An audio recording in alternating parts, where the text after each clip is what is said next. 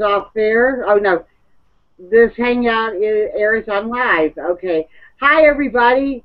I'm Linda, and if everybody else would introduce themselves, we're going to try this again. Yeah, I'm Rick Mack from Scotland. I'm Dystopian Empire from the U.S. Southeastern region. Okay. What I wanted to tell you guys is we're not taking over DJ's chats. He's going on vacation, so we're doing a chat while he goes on vacation. And he's trying to get some of his affairs together, so we're not taking the chats away from DJ. We're not going our separate way. Him and his wife and his family are taking a break. So we're going to do a chat, and we've invited some people, and so far it's just 3 of us. We were hoping DJ could pop in before he leaves, but he's got a lot of stuff to tie up before he does go on vacation. So let's wish him a good vacation, because everybody needs to relax. And we love you, bro. Have a good one. Now, our chat today is on frequencies, dreams, visions, and other things. And so if possible, I would like Dis to start out the way he started out the last one, and that might, if you could, Dis, I know it's hard. And this is a, go ahead. I'll see what I can do. You know, the first time you say something, you know, it just, I don't know, sometimes it just rolls off the tongue, and then after that it's like, yeah, you're not in the moment anymore, and then the mind just off. I do that frequently. Oh, I'm gonna have, let me turn this. I'm turning mine off too. We're getting that thing going on there. Yeah. Now I myself am a Christian, and I was kind of curious about the history of it. So I'd gotten into learning some things about, you know, the root of Christianity, which is Judaism, and some of the root of that, which is the pre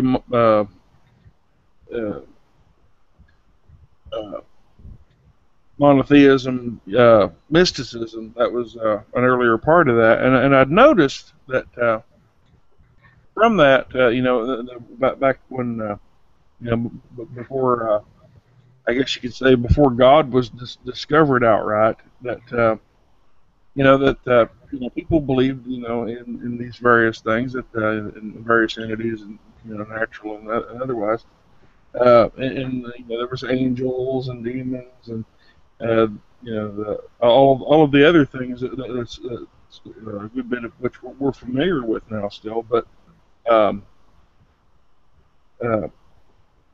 as we went along, it seems that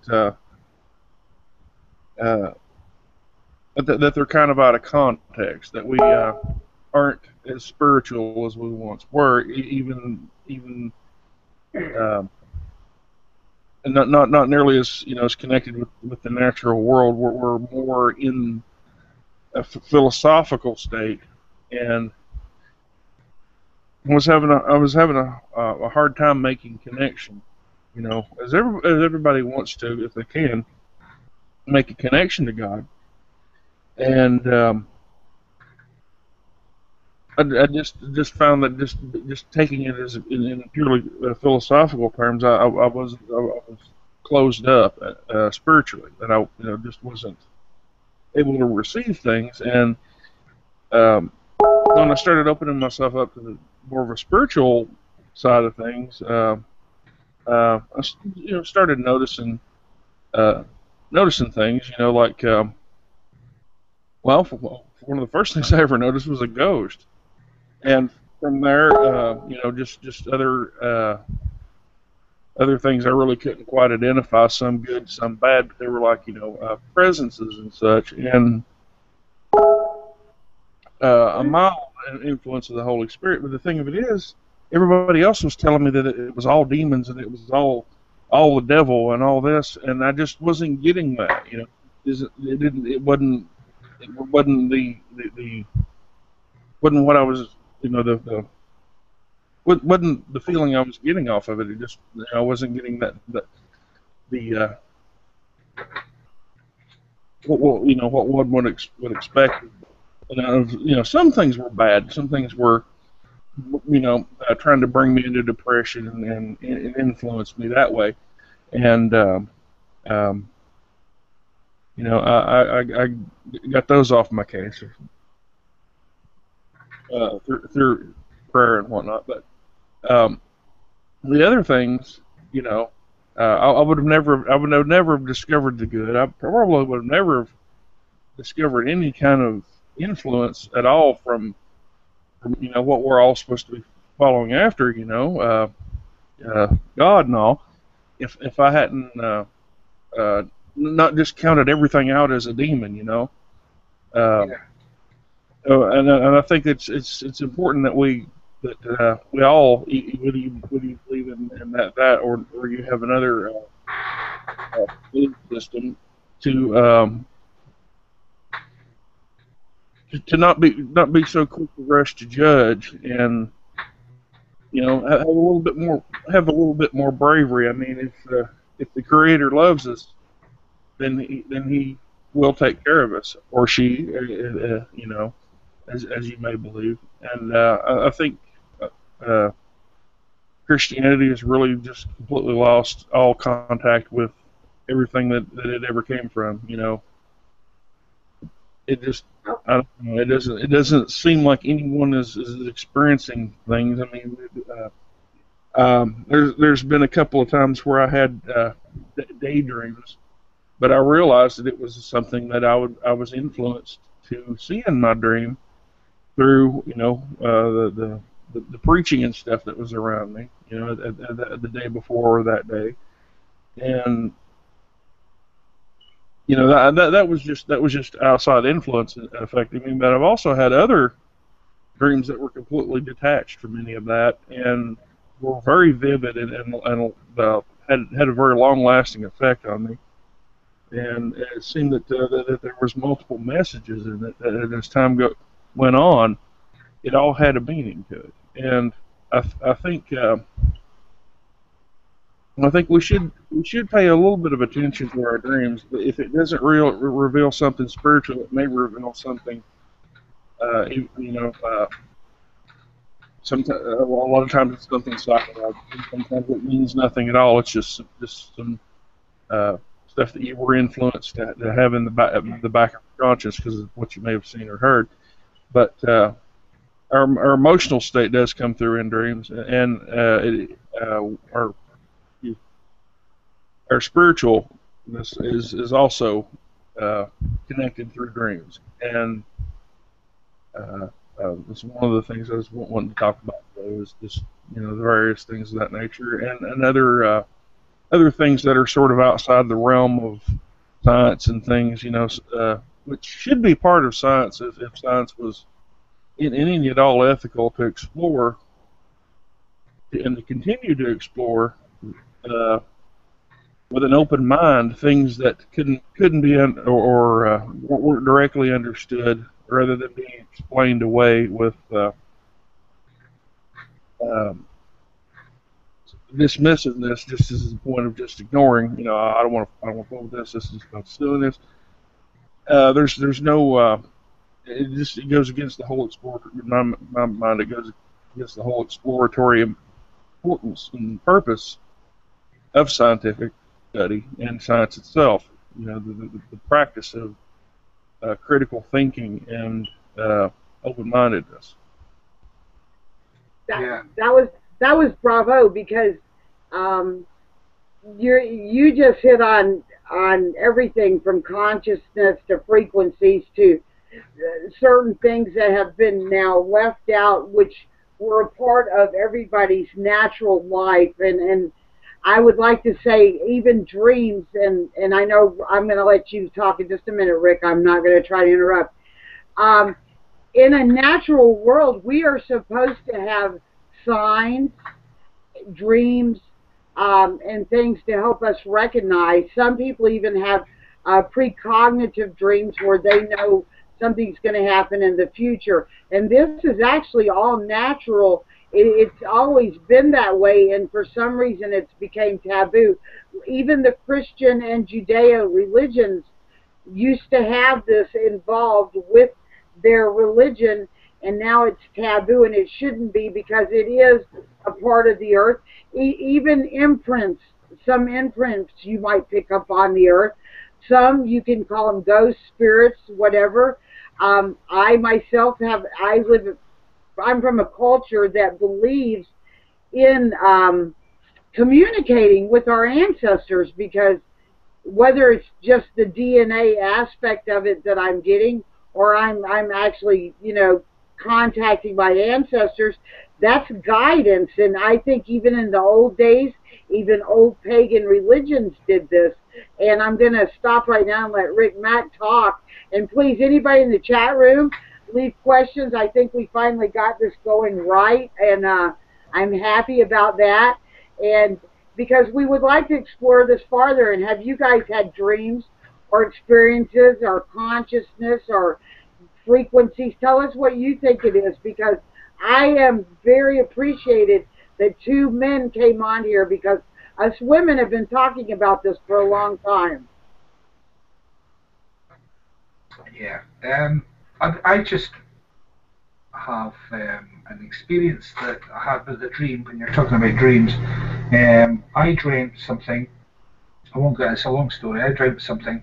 I told my partner, my wife Juliet, and then a couple of weeks later, she was seeing this lassie that cuts her hair, and this lassie was talking about a dream that she had, and it was exactly the same dream that I had.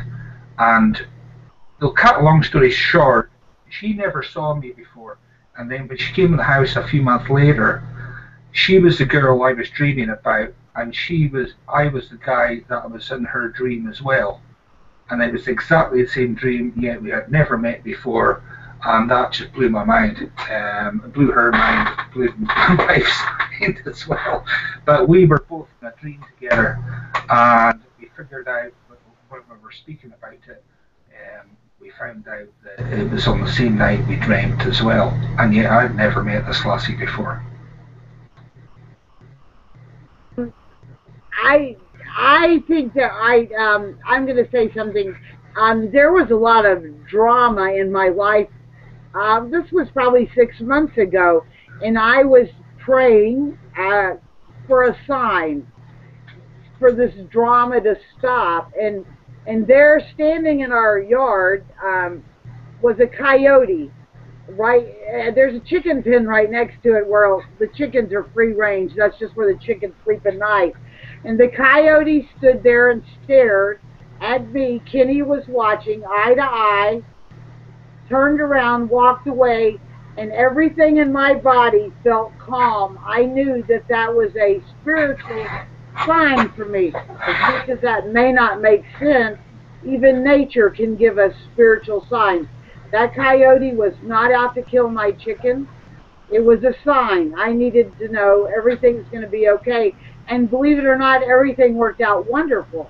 It was okay. The people that I had been in arguments with, even on YouTube, we united back, became friends, and we're great friends now. So we have to follow some of even nature's signs, not just dreams.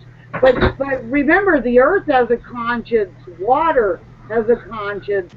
We are consciousness. So, if anybody in the chat room would like to even, we're reading your stuff too. So we'd like to hear your experiences, because this is something that really needs to be talked about. There are signs everywhere. What you may think is a ghost may be somebody. Rick, you have an experience. Something like that. I don't know if you'd want to talk about that on air. Yeah, yeah, I think you should, because even if you think it's a ghost, maybe it's not. Maybe it's a spirit guide or something there, an angel, whatever you want to protect you. So maybe you should listen to some of these things. Yeah, I'm in the chat, the external chat, and I'm seeing James Owen has said that deja vu, does deja vu come into this? you know, I, deja vu is a weird feeling. Well, I find it quite a strange feeling. Not a bad feeling, but almost like, you know, you've been there exactly the same time, the whole lot, you know, just it's a strange one. I don't know about deja vu, what it is. Or I will talk about that in a little bit if nobody else wants to. Do you know? Would you like to say anything about it? Just because I've actually experienced deja vu. oh yeah, Um, I experienced loads of them, and I think lots of people do too. And it's really quite freaky at the time. Yeah, it's got to the point where I like it. It's almost like it's cool to me at this point. I think that's probably one of the most common experiences most people have is that sensation, that extrasensory perception. You know, Yes. Yeah, and it crawls up your spine. It's like wow, and like I've been here before. I've yeah, or I've seen this before, and it's really an interesting thing, and it just you know it generally blows a person away, and you thinking, okay, no, okay, well, when and where was it, you know, and to be able to actually connect and figure it out is even cooler, you know. yeah. It is a strange one. Um, I think it. I think sometimes you go back to deja vu to almost maybe you needed to learn something and you didn't learn it at that time because I've had deja vu moments and I actually learned something that maybe I was supposed to learn at that time and didn't. Um, and so I think they're for a reason. Yeah. That Yeah, I was some of, thinking that I part of your brain that remembers things, basically what brings out our automatic reactions, and even down to our instincts, which both humans and animals, we have instincts from birth that is transmitted through our DNA, a consciousness in it, and a knowledge of things through a string of chemicals, a string of very simple molecules, the pattern. Um, and um, as with the deja vu, the part of your brain, and I'm just taking a guess at this, that where you have an experience and it imprints a particular response to caution or whatnot when you feel like you're getting into a situation or whatnot. I'm kind of the notion that part of your brain and the deja vu as well as having premonitions and um, things like that are it's all tied into that part of the brain, I believe. I mean, I think we have abilities that we ignore. We ignore our natural instincts, or what our natural knowledge, which is born into us. And Linda, you posted that video about the breast crawl thing. Babies naturally know to do that, and we don't do the things that stimulate our instincts anymore. We do everything we can. It seems in this modern world to kill instinct and replace it with. I, I'm going Uh, to pull that up so people can see that because you can continue, but that is the first natural instinct human beings have, and this empire system or whatever you want to call it has taken that right away from us. And you can continue now. I'll find that. uh, yeah, yeah. That's the thing. We're running from ourselves and running towards the unknown, and the thoughts of people that have no, the thoughts and opinions of people that have no connection, to their inner self or to their own humanity. And uh, we're often viewed by the most, strict scientific minds as just a biochemical machine. That life even is denied. That a baby in the womb is not a human life. I don't that's another issue altogether. But Do you think it's beyond chemicals too, though? I mean, yeah, I think we are being dehumanized. It's a little more than just chemicals. There's something else there. of course there's well, I think it's pure consciousness.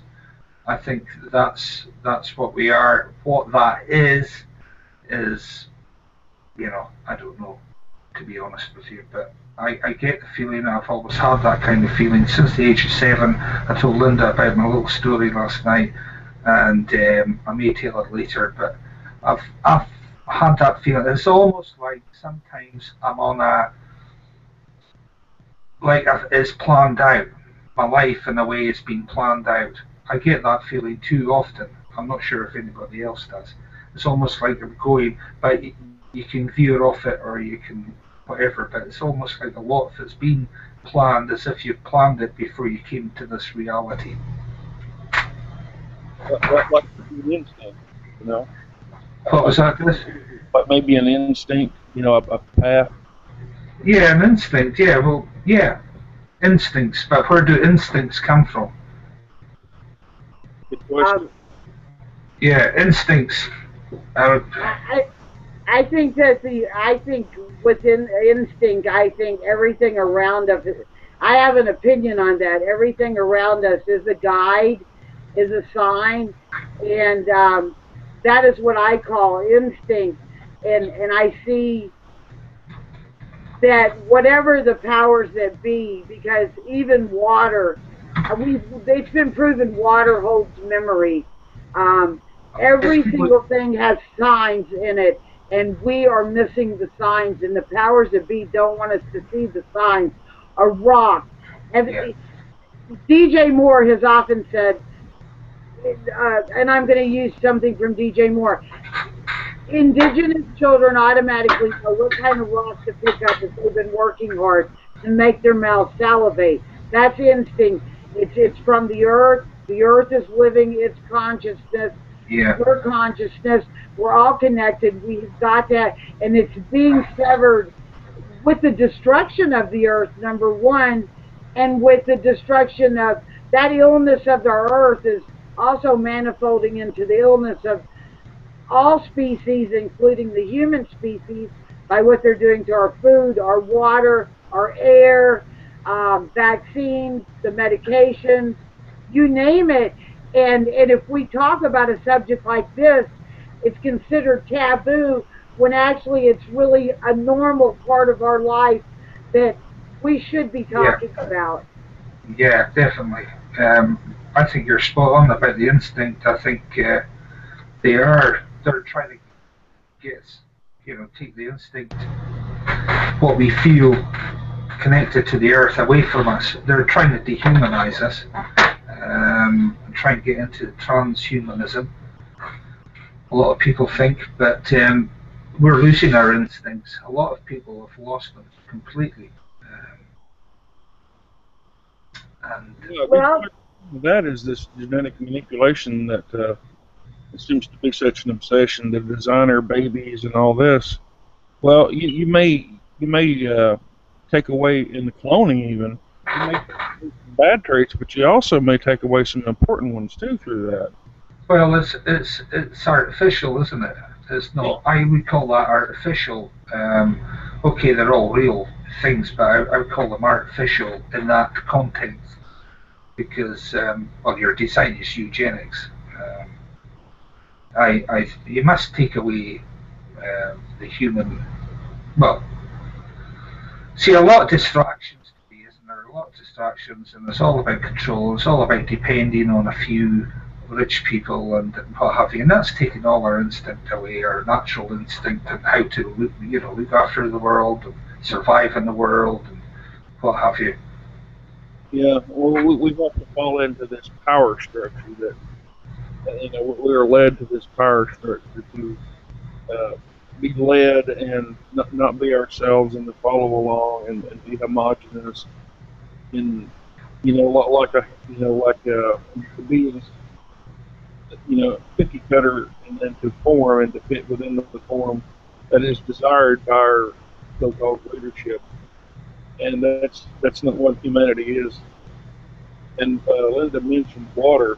It's been scientifically proved that water can capture an imprint of emotional energy. Even music, the emotional energy of music can leave an imprint in the water, and both freezing it or letting it dry out on a slide will leave an imprint of that energy. And we are mostly water. It's also been discovered that that kind of energy can be picked up by plants, and it will affect the plant's health, whether it be positive or negative energy.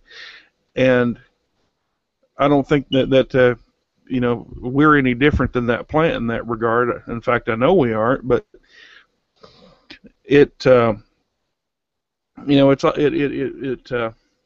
it's like our very the very fluid in our body is an antenna for this stuff, and a receptacle for it, whether it be good or bad. I think that's having more of an impact on humanity than they realize. Is all these influences really do stick to us, whether we want them to or not.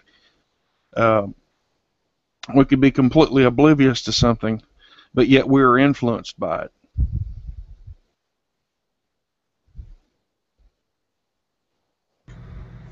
Yeah, I was speaking away there about had my mic muted. Yeah, I'm trying to look at I forget. I've looked into this, and where certain tones will make certain shapes, like you were talking about the water. What's that called? Can you remember what it's called? There's a term for it.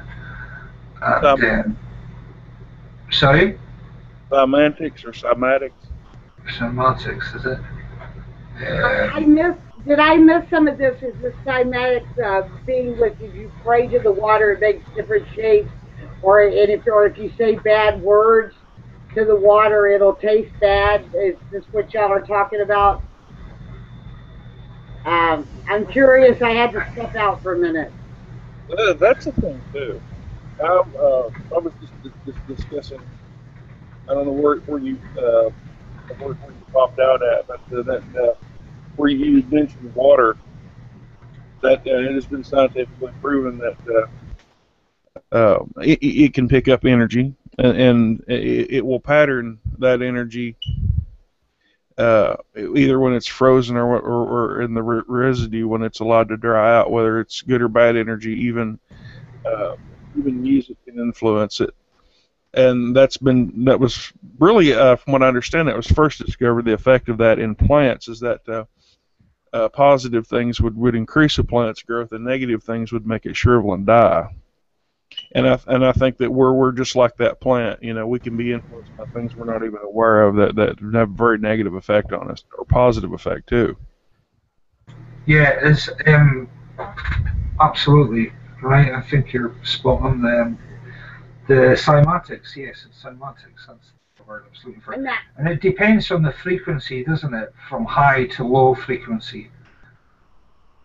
I think everybody should just do the water test. Do you guys know what I'm talking about? Yeah. The water test? Yeah. Should we tell I don't know if the audience knows, but maybe we should just tell them where you put 2 glasses of water in the refrigerator, put one bad and put the second one good. When you have good things to say, you go and praise that water, or even, tell that water what a beautiful glass of water it is. The second glass, if you're mad, you go and vent your anger out on that second glass of water. In about a week, get you a test subject to taste the good or the bad water. And don't let them know. Just, you have it marked any way you want. Because I did this with my neighbor. And I wanted him to taste the bad water, and he spit it out. Spit it on my floor and said, "Good Lord, what are you feeding me here?" And I said, it was an experiment. So I said, take a drink of the other water. He did, and he drank the whole glass, and he said he felt awesome for like 3 days. So that's consciousness. That's our consciousness. We're putting it into the water. And that's just a test I suggest everyone do at home. because it works. It totally works. I think everyone should do it. They do it with rice, I know. But I just say do it with the water and then have someone drink it. The bad water tastes terrible. The good water makes you feel good. I don't know if the bad water would make you feel bad.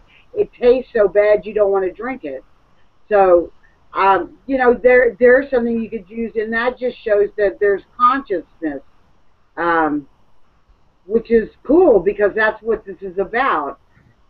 Is consciousness and dreams and visions and frequencies, which we all are on a frequency, and resonating to a higher frequency does good things for us. And that ties back into the frequency things. That ties back into the dreams in that when we are dreaming, especially a very vivid dream, our brain waves are at their peak. They're even sometimes at higher levels than when we're conscious and awake during the day, especially the certain frequencies that are associated with dreams. But yeah, it's frequency related, and it does seem that water is like a battery for energy of of the wave energy. It says that water has memory. Yeah, What? yeah. It retains what's influenced by, and here we are drinking all this bottled water that's nothing more than abused, sometimes recycled, I believe, but definitely heavily industrially processed. Most of it municipal water, not even from a spring. Just filtered, chemically treated, flavored with minerals, and pumped into this plastic bottle. That's probably the worst possible water you could drink just as is. You just reach out and grab it. As far as that goes, you take two bottled waters out of a pack and do that thing that you were talking about, Linda. Praise one and cuss the other, and see how that affects it. I suggest anybody who's listening to this do that because you'll be amazed with the results, and don't get them confused. I mean, you put a marker. Wait! I'm on live. Don't say nothing, please. Kitty came in, but anyway, I think everyone should do it and put, if you need to have someone who doesn't know what you're doing to get this, because you can influence them. So for the bad water, just put, I don't know, put 1 week water. For the good water, put 2-day-old water, even though it's the same water, just so you'll know good from bad. I wouldn't put good water, bad water, because you're going to, that's going to ruin your experiment. Just put an A or B and know which one's which, and try it and see what happens. And then come back in a couple of weeks and maybe we could discuss the results. Maybe just everybody on this panel should do it. I've done it once. I'll do it again. And we can come back with our results because it'll be amazing. And you people in the chat room try it. And we can discuss it because I think it'd be worth showing how consciousness, we are consciousness and everything around us is, including a rock. If you don't think a rock has memory in it, then you're crazy. It's been through and seen more than most of us. And we've got the same DNA in us as a tree, a rock, everything around us. So, I mean, everything's alive around us. Yeah, every of the earth, we come from the earth. We eat the plants and the animals that get their nutrition from the earth. We're all sharing the same dirt,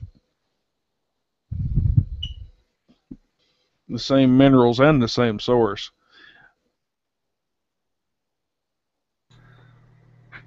We're definitely all connected. Like I said before, they're trying to disconnect that. Yeah. Well, that's influence. They understand that even that we take completely for granted has influence over us. It affects what and who we are.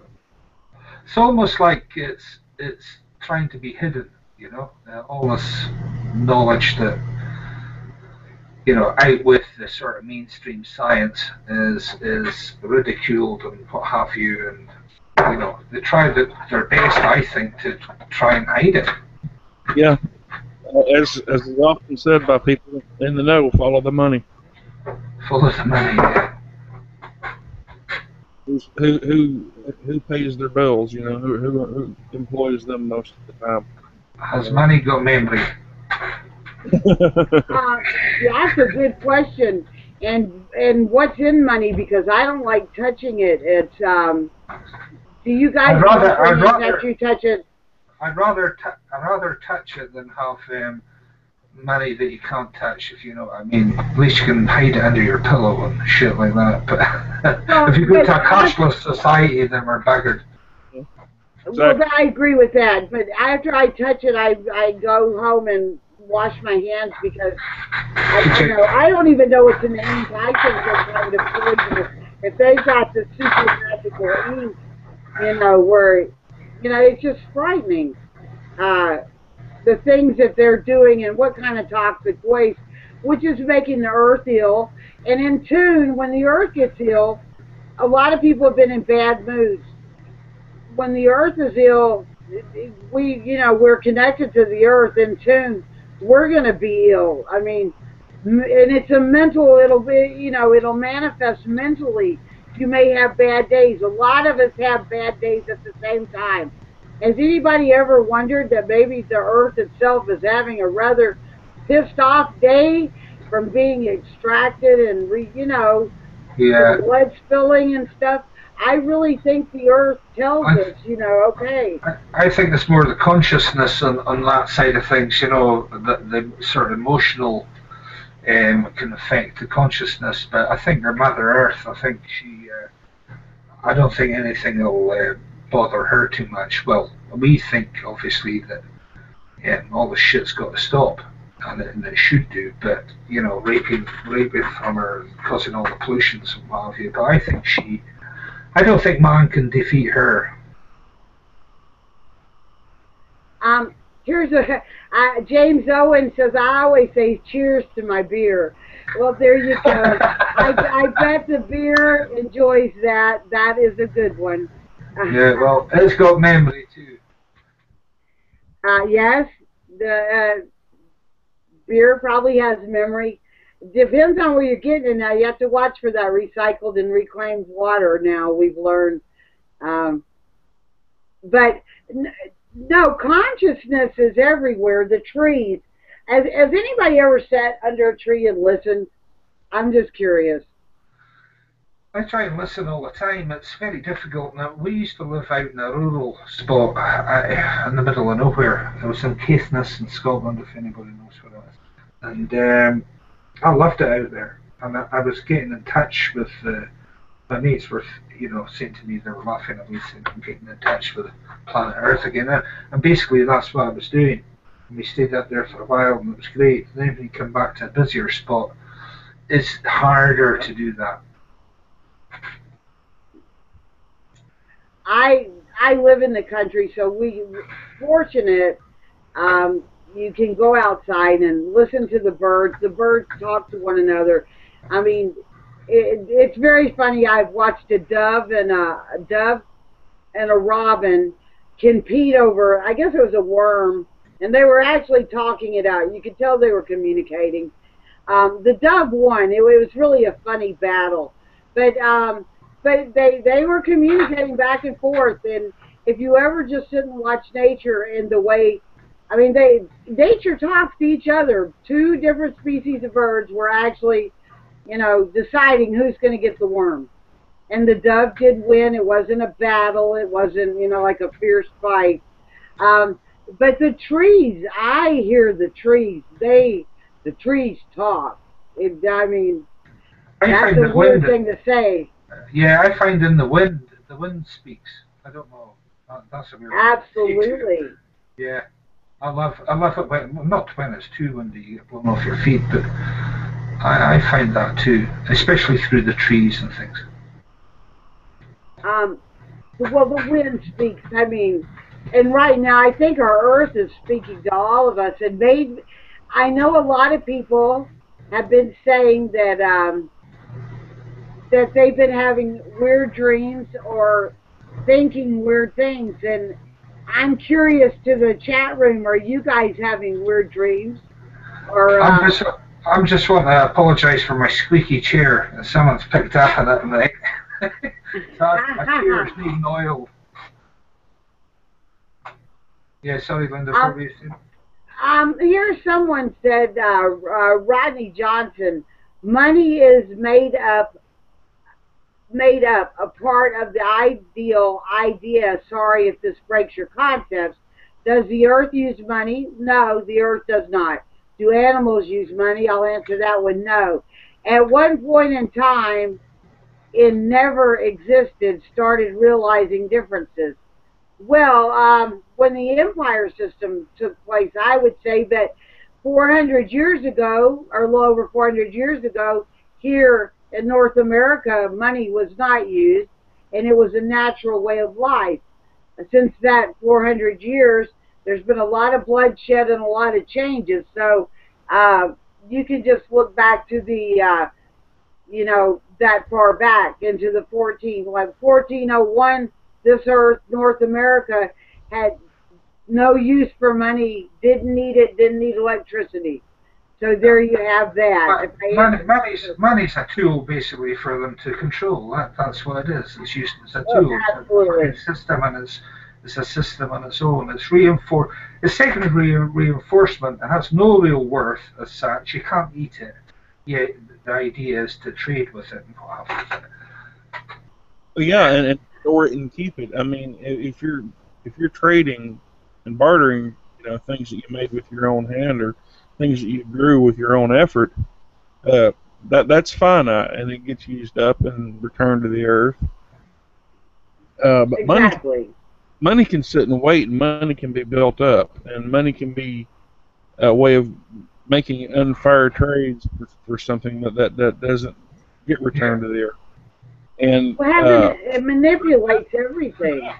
unequal. That's the source of this yeah. It's for greedy. this inequality that you can take more from somebody than they give and have it stand in the form of money to be used uh, for whatever purpose you want to, and build yourself up and make yourself an emperor or a king or a lord or whatnot over other people. Yeah, Through the pure force of your money, and others will be deprived because of it because you're hoarding. But it never rots; it never goes away. So it never replenishes, the earth for other people to go out and gather up. Exactly. Here's someone else. Save America Liberty shared. It is just like, now this is on water. When I douse for water wells, this might sound crazy, but I ask the water if it is, and I can't see the rest of this because it just came across my thing. So I will try real quick to see the rest of that comment. But I guess he asked the water where it is. And no, that's not crazy at all. A lot of us talk to the water. Oh, you asked how, um, it might sound crazy. Um, I ask how deep it is and etc. No, I actually talk to the water. I think everyone should talk to the water to try to heal the water, number one. There's ley lines all across our earth, just not the major ley lines. I think everybody, if you got in tune to your natural surroundings, should talk to the earth, to the water, to the rocks, to the trees, start talking so we can get back to the way we're supposed to be. I don't know if Rick and disagree with that, but I do that. I smudge. I cleanse myself by smudging. I think we should do everything to try to heal ourselves and the earth so we can get back to a natural way of life. Well, yeah, you use smoke. Uh, in the ancient Yes, Hebrew tradition, they purify themselves by bathing in running water. Um, you have holy water and whatnot. If there's not something to that, I mean, come on. It's There's something to it, otherwise people wouldn't do it. And as far as Right. this goes, I see that for you are you're basically doing that bathing ritual in your way, and uh, in regards to your belief system, and you get the same spiritual effect out of it as Well, those bathe themselves, in a ritual fashion. It's not witchcraft, folks. no. This is just smudging. Don't priests use incense as a cleansing? Yeah, they don't Um, offer it to gods, and you're not offering it to God. You're not offering that smudge to gods. It's they burn incense to get in for the smell, and smell influences the brain. That's one of our strongest senses, to get in a meditative state to communicate with God. So there again, that is your incense. yes, it is. Just grown right out of the earth. It's Uh, your water. It's your Sweetgrass and sage. Yep. I know people who walk in this house. Well, even my doctor one time told me you always smell of sage. But she likes the smell, so that's kind of cool. Um, there's someone saying I live in Scotland, Linda. No fluoride or uh, recycled water. Yeah, I think you do. Guys do use some reclaimed water and some whiskey in Scotland, but I don't know. Rick could answer that better. What wasn't there some whiskey that was used out of reclaimed water? I think it was at Rosyth, or one of the malt distilleries was using it. Yeah, I can't remember. I've got links somewhere, but apart from that, no extra sodium fluoride or any shit like that is put in our drinking water. And as far as I know, I'm aware that we don't use it, reclaimed water to drink. Certainly not up here. Well, I would bloody hope not. No, I know that for a fact that we don't. But it wasn't that long ago that in London, Thames Water was thinking about using reclaimed, well, sewage basically, and recycle it, because they're short of water down or up there. Grid Biscuit wants to know if he can drink a beer for God. It's Sunday. Give him a break, and of course, you can drink a beer anytime you want. You're a free man, and I think you've grown spiritually in my eyes. So, please, by all means, grit, drink up, and have a good time. And I'm glad and welcome to everybody who's came here. Someone asked, what's this crap about? Well, it's about consciousness, frequency, dreams, vision, everything natural that has been taken away from us and has become unnatural, and we need to grasp that back, and that is Figaro Hussein. So that is what this crap is about. Um, I'm reading some of these things because I did say I would like audience participation. Classically revamped. Hello, Carrie. Dreams, yes, very much so. So as of the past 6 months, a lot of us ladies have discussed dreams in private. A lot of women out there, I don't know if they would want to talk about it, but are having the same dreams, which is very weird. So I just thought I'd throw that out there, guys, and you can continue. I'm just reading through some of the comments here. Yeah, that crap. That's a. I think that's a troll. Anyway, doesn't matter. It is very true about the women, though, having, it's remarkable that some of us women will call each other on the phone and can answer each other's questions, and we've all had the same dream. It's kind of almost scary. Now, that's the thing that has freaked me out. Um, Never in my life has it, been that way for me until now.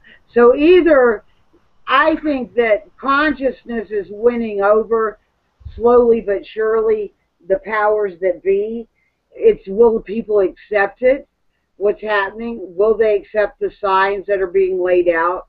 The visions, the little whispers that some hear in their ear that people may think are ghosts. I'm going to tell you my thoughts on these paranormal shows.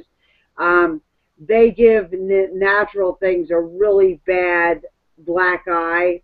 Um, you know, like Ghost Hunters, isn't there a show called that? If you knew you could talk to something, if it wasn't just something imprinted and it had a consciousness, would you go around and ask it silly questions that they do, or would you be more welcoming and, you know, say, I'm not afraid of you, and don't run from it, and try to have a critical conversation and maybe get some guidance from it? I'm just asking this question because I think paranormal shows have thrown the natural way that the earth is, it's always had signs for us, off balance.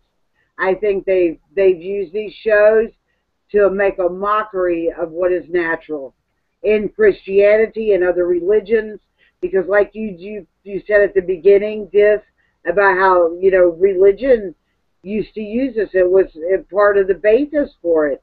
Um, I think the paranormal and Hollywood has took something natural and made it a joke. Well, yeah. Supposedly, as that Solomon, you know, King Solomon, he commanded angels and demons, you know, in and bound called angels to bind demons and question them and to get information and stuff out of them. You know that um,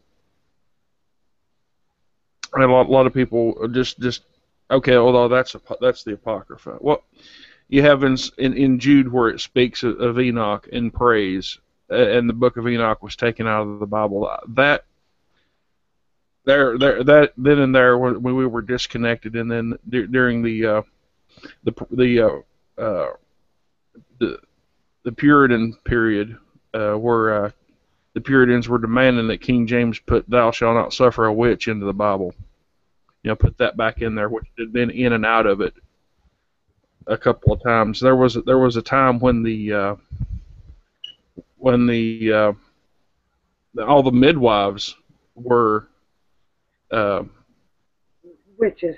the earth. They you know kept the old ways, and that was accepted. You know, and nobody had a problem with it. And then along comes this, oh, we got to flush all that out. It's all evil. Well, it wasn't evil at the time, otherwise people wouldn't have been okay with it. But then after that period, bam, you know, we got to get real stiff and strict and dry ourselves out and you know get all up in this book and down to the letter of the law and just kill all the spirituality out of you know Christian practice and observation. And I think, you know, as I said before, I think that is separating us from God by separating ourselves from all the other things that He created. How will we know Him from a demon if we are afraid of it all? I agree exactly. Midway and all this witch burning and stuff, well, that was a kind of a control issue. But who were your you didn't have doctors, really, physicians back then, and women and men made herbal remedies, and those people were considered witches and so forth because they wouldn't give that up. Well, why give up something that would keep you well? I mean, you knew how to heal people. That's ridiculous. Why should one group of people have, you know, all of this knowledge? And that's what it was about, taking the natural knowledge, putting it up and controlling it. Yeah, and here this was during the height of the Enlightenment, you know. Yeah. And Who was getting enlightened though? Off, you know. We're gonna tighten this ship up. We're gonna turn the lights off. Using too much electricity. Yeah. You don't like Well, enlightenment and lighting that torch up and burning somebody too. You know, that's a funny name for an era of time, enlightenment, when so much wicked things were done. Yeah, they wanted to bring The, back the Dark Ages and the Inquisition and stuff, and it wasn't a good time. And here we have this is our primary Bible today, the King James version. You know, it's unfortunate, really. We've lost a lot and allowed this oppressive fundamentalism to really separate us from all that we once knew, and even possibly God in most cases. I don't see the Holy Spirit in many people these days. It's a rare thing. I see spiritual people that glow with this with spirit of creator is what I call it, or God. I guess we could say God. I do see that, um, and then I see people who say that they are of this or that religion that are are are the opposite of glowing. I guess you would say a dullness and almost um, a zombie-like stage because they're unaware of everything that's going on. It's almost like everything's upside down. Yeah, it's all fire and brimstone, and not enlightenment and spiritual uh, reinforcement. And connection. That's doesn't seem to be the aim anymore. It's all about punishing the wicked, and uh, Well, yeah. I think it's always been like that. So I think it's always been. so saith the Lord. It's not our place to judge, and it's not our place to uh, cast judgment. So, which is it? Come on. No, it isn't. And I try to, because of the cultural difference I have with people, it seems I have to defend myself a lot. And I'm kind of getting tired of doing it. So, accept me for who I am. I try to accept people for who they are until they tell me I'm going to burn in hell. You know, how do these people know where I'm going to go? Do they know my heart? What have they done for humanity? If they're just going around saying you're going to burn in hell, obviously they haven't done a lot for humanity. Um, so I try to now. I don't know how to stay away from some of these things, guys. Except let your heart do the talking. Um, you know. That's the real person. I think. However, go ahead, Rick. No, I think an open mind. If you have an open mind and not, I think if you narrow everything down, if you have a fixed belief that you carry your life out to, I think having an open mind helps. Like, be open to other ideas. I'm not saying to believe in them or whatever, but rather than having a sort of strict belief that this is the way and it's the only way. I think there's many ways to seek spirituality. There's not one. I also think it's a personal way. I just and I think that if a group of us spiritual people sat down in a circle, we would probably and we'll talk about enlightenment. We would enlighten each other. We would probably learn so much from one another. It would just be overwhelming. Um, However, if you sat down with people and I'm going to say that just define themselves by religion and not spirit, you would probably learn absolutely nothing because spirituality is far beyond religions. I mean, you can be religious and have a religion and be spiritual, but if you just go by a book and that's it and have none of that heart and love within you, then you're a vessel walking around of no conscience, of nothing. And you need to fill that up with something. And it needs, I would prefer myself, fill it up with love, the love of humanity of all people, every person. We should be loving. We're all connected. The earth has made sure of that because we're all from the earth. Yeah, absolutely true.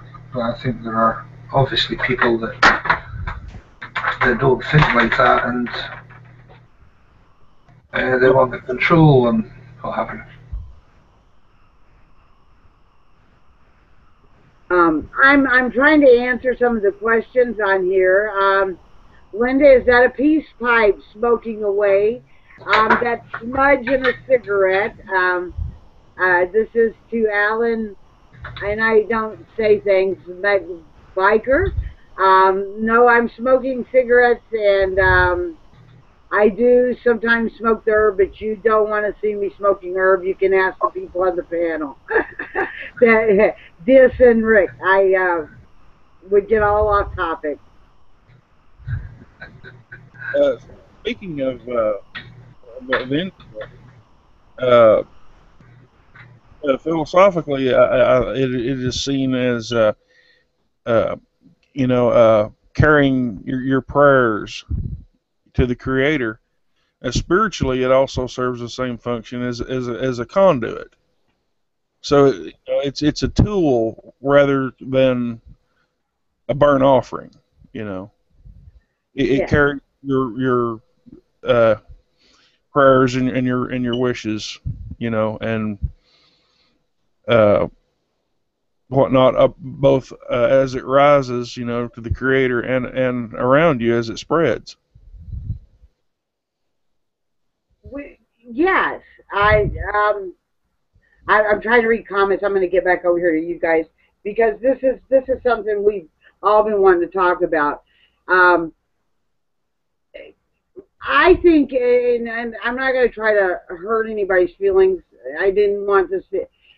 I think when you go and sit in a church and listen to someone tell you their opinion on something, they just took everything away from you, um, something away from you that you should already had naturally in you. I think we're all born with something natural, right and wrong, and it's all been hijacked.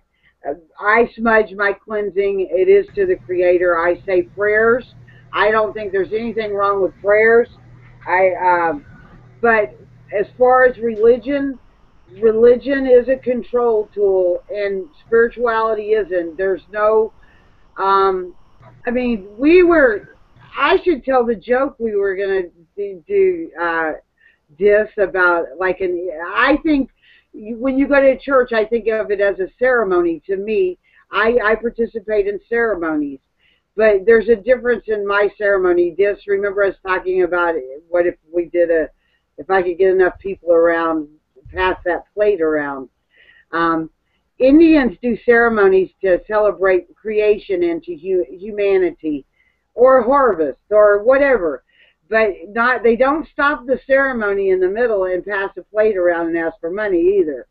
Uh, so if something follow the money, if something has money involved, I would certainly stay away from it myself. I'm not telling you people how to live your life. I also think you're with the Creator. You're that's a spiritual bond that's personal. Not that we can't talk and discuss it with each other, like I said, but everyone has their own spiritual, personal relationship with Creator, God, Muhammad, whoever, Allah, um, Buddha, whoever you believe in, or if you don't believe in anything, you still have a personal relationship with that nothingness. So, um, I mean, I've met atheists that try to defend themselves on their atheist being atheists, yet they seem to believe the earth is real and it's conscious.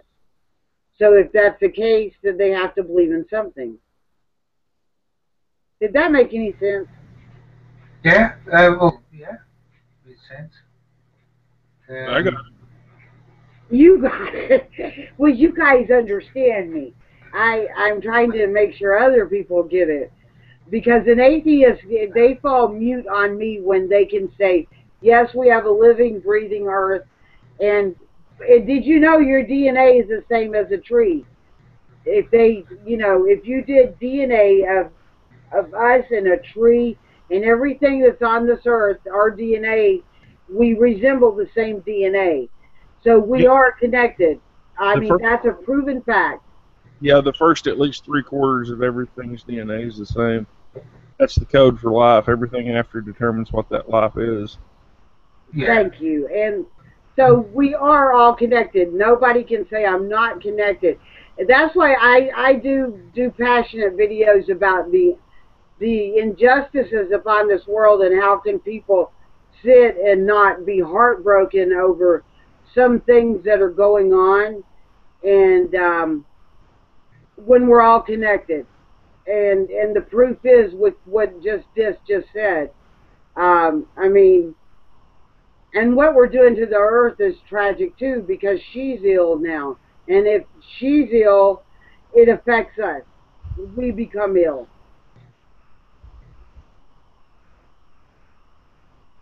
Yep, So because we are all in this closed system on this little green bubble floating around in the middle of the empty,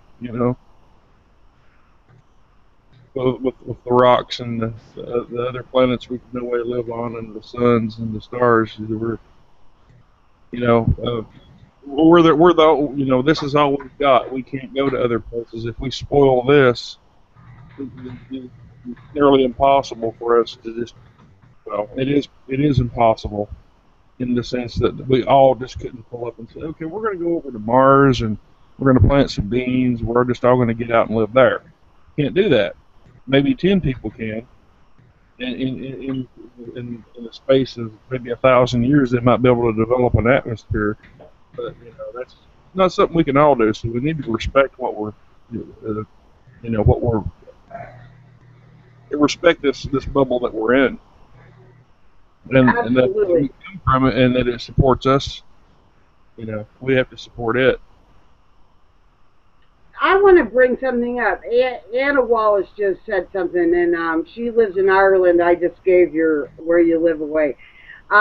She said the inner voices we all have, there's so much noise. That is very true. That surrounds us that we can't hear it sometimes, and all right, frequencies. We live in frequencies, but there is unnatural frequencies now on purpose that is not letting us hear that.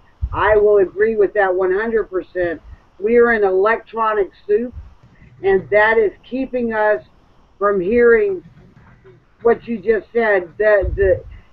That noise is not like a white noise, it's like a dark noise. And it is keeping us from hearing what we're supposed to hear. Yeah, that artificial energy does drown out the natural. Uh, I don't care if anybody thinks I'm crazy or not. I did see something once, and it kind of stuck with me. I was way out in the country. It was late at night, and no moon. The sky was overcast. There wasn't any stars, and no street lights or anything. And I was outside, visiting. We were taking a smoke break, and I looked up at the power line, and I could see it against the night sky, just barely. And it seemed to have this black swirling smoke going around it, up and down it. Now, that's weird. Where was this? Sorry, I only caught the end bit of that. I was visiting some friends way out in the country. It was pitch black out there, except for the overcast nights. We're standing outside having a smoke break. I looked up at the power line. I could just barely even see it, but I could see that swirling cloud of black around it pretty clear. So you were now see, I hear electricity, and when we're around power lines, I don't like to go into the cities. This is another reason. If we pass a big power station, I can visibly see electricity. Do you think that's what you were seeing? Possibly. Because I can, and they actually have a name for that. That people that can see electricity. It'll also give you silent migraines, is what they call it. Because sometimes once you see it, you can't. It stays with you for a while. I explained this to an eye doctor once. What's wrong with me? And she's from Norway, and she started explaining exactly my experience back to me and told me, that it electricity, that some people not only do they sense it and hear it, but they can see it, and it causes some people what they call a silent migraine, where they keep seeing it. Even though you're away from it, it stays with them. So it imprints on something natural, is what it sounds like to me. So, maybe I would much rather get off onto something more natural. I believe, don't think I want to go live in a cave. I am glad we've evolved to some things. I think Tesla had better ideas than what we're on now. Well, they've stolen a lot of his stuff, haven't they? They're using it now, in fact. Later in his, oh, I'm sorry, Rick. Your mic was up and down. I thought you were done. Go ahead. No, I'm just saying that.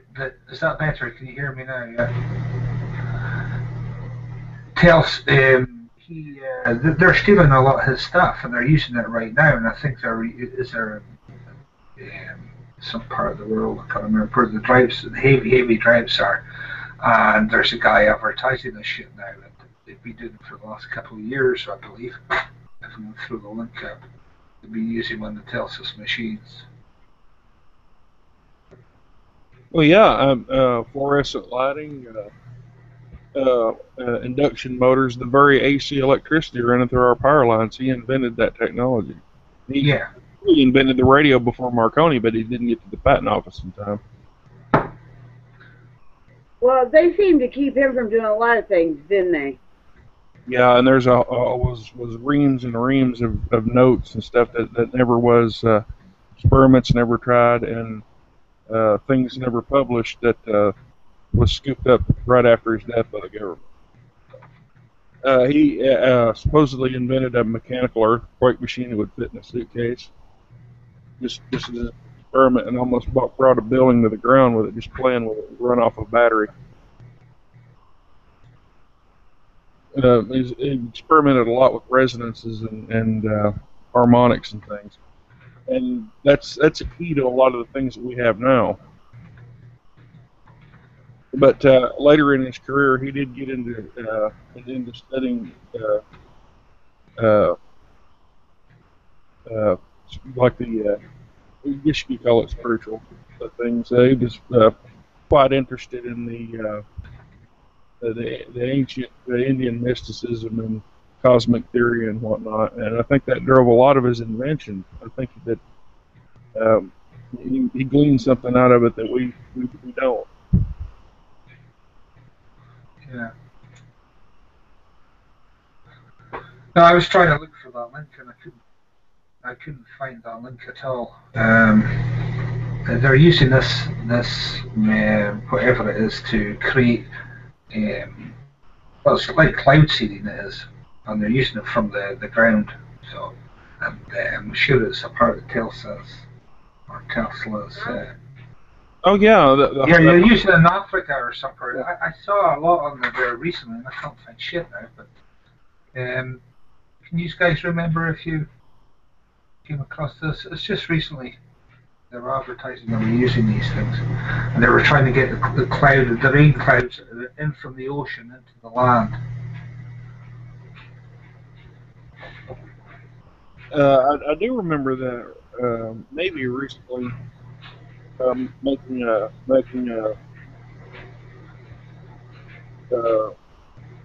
report to the media that they had managed to create a 8-foot ball of plasma in the atmosphere with radio antennas.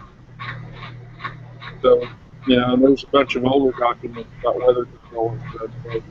So they're tinkering on that and have been for a while.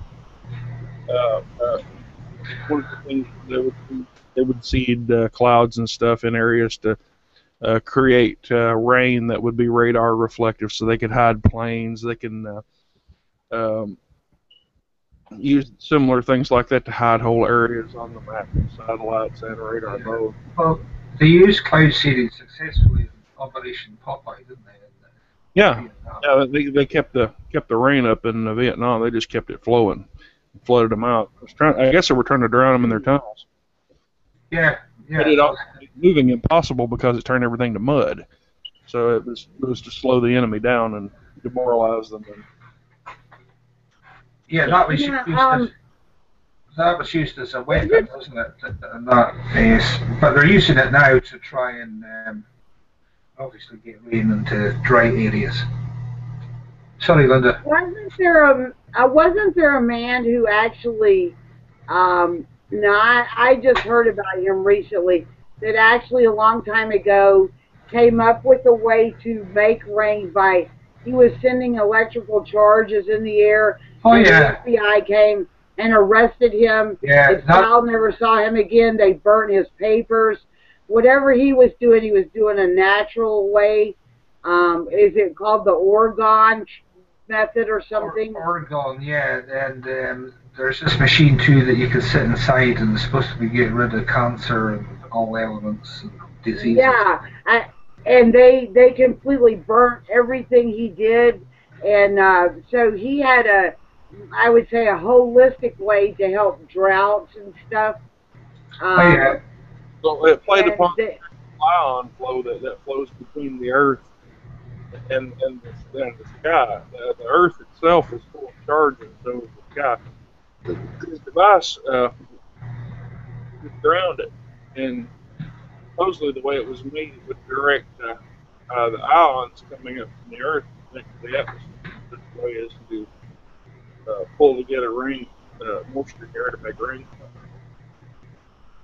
And he could supposedly reverse the polarity on the thing, and it would dry plates up and push the clouds away. Mm-hmm. But it was a slow process, considering that it was natural. It could take up to days for it to kick in. But nevertheless, it was a natural process that somebody came up with instead of what we're doing now to the earth. I mean, it was Wilhelm Reich that did the Oregon. That's the guy you were talking about, Linda. Did all his books burned and what have you. Yeah, didn't he say he was? They promised they would release his works, and then they ended up burning them. Yeah, well, they took him outside. The FBI, I think it was, or the CIA or whoever, gathered all his stuff and all his books, his library, and they made him himself burn the books in the bonfire. Yeah, and then they took him off, and they did not put him in a mental health institute for a while, or they might have, but they did fraud, and he actually did make it rain. And when they realized that it did work, that's when they come in on him and trying to sue him for fraud and put pressure on him and shut him down. Yeah, they didn't want him to have all that, did they? Have the patent on that. Was there not a lot of patents stolen? Was it Telsa's patents? I don't know. I heard. Yeah, I think we had a moment there. That was synthetic art that took a lot of his paper, if I remember correctly. Somehow we've got to get back to a natural way of life. We really do. I mean, this is a good step in talking here about this because, I mean, people are asking questions. It's not like, people are thinking we're nuts, and I'm glad. That's, we didn't know how this would come out. And I'm glad people have had some of the same experiences that we have. And this has made this chat worthwhile for us to even do this, because it is. I can't keep up with comments, guys. I'll be honest with you. Have you guys looked at some of the comments? Not yet. I'll tell you well, about lizard men in space, then you can call me nuts. No, this chat really needed to happen because we all know that there's good frequencies and bad frequencies, and the man-made frequencies are bad. As a matter of fact, with weather manipulation, I don't have a TV, so I go to the internet. Every morning I use Intellicast. This is just what I use, okay? And lately it's been showing this pulse up on a mountain right down the road from us, and it'll say there's a tornado there every morning. Now we'll have blue skies and the sun out, but it'll have a tornado symbol, and you can watch it move to another, like straight up and down to another point on the mountain. However, getting up to that spot's almost ridiculous because I think Kenny tried, and it's all fenced in, so we don't know what's up there. I'd love to know what they're doing, because they are manipulating the weather, the atmosphere, and that frequency cannot be a good. It's probably microwaving us, you know, and that's wrong because that's taken away the natural part of us too, of hearing those little voices we should be hearing, um, because they everything, even pagan religions and the Christians and everything, listened to what they heard. There were things that were heard, and now we can't listen to them because of the twisted frequencies they've got out there in this electronic suit. I want to go back to the way where we can hear. I still hear this. I go outside and ground myself, and I smudge, and I do everything I can to stay in tune with what I think we're supposed to be balanced with. Does that make any sense? Well, yeah, yeah. I mean, you're keeping your Earth charge at the also. You're keeping your Earth charge also. Yeah, I'm trying my best. We should be polarized with the Earth. You know, we are part of it. Well, you know, my dogs, and I'm going to bring this up. I think I've brought this up before. My dogs are compasses. If you've ever, and it doesn't work with cats.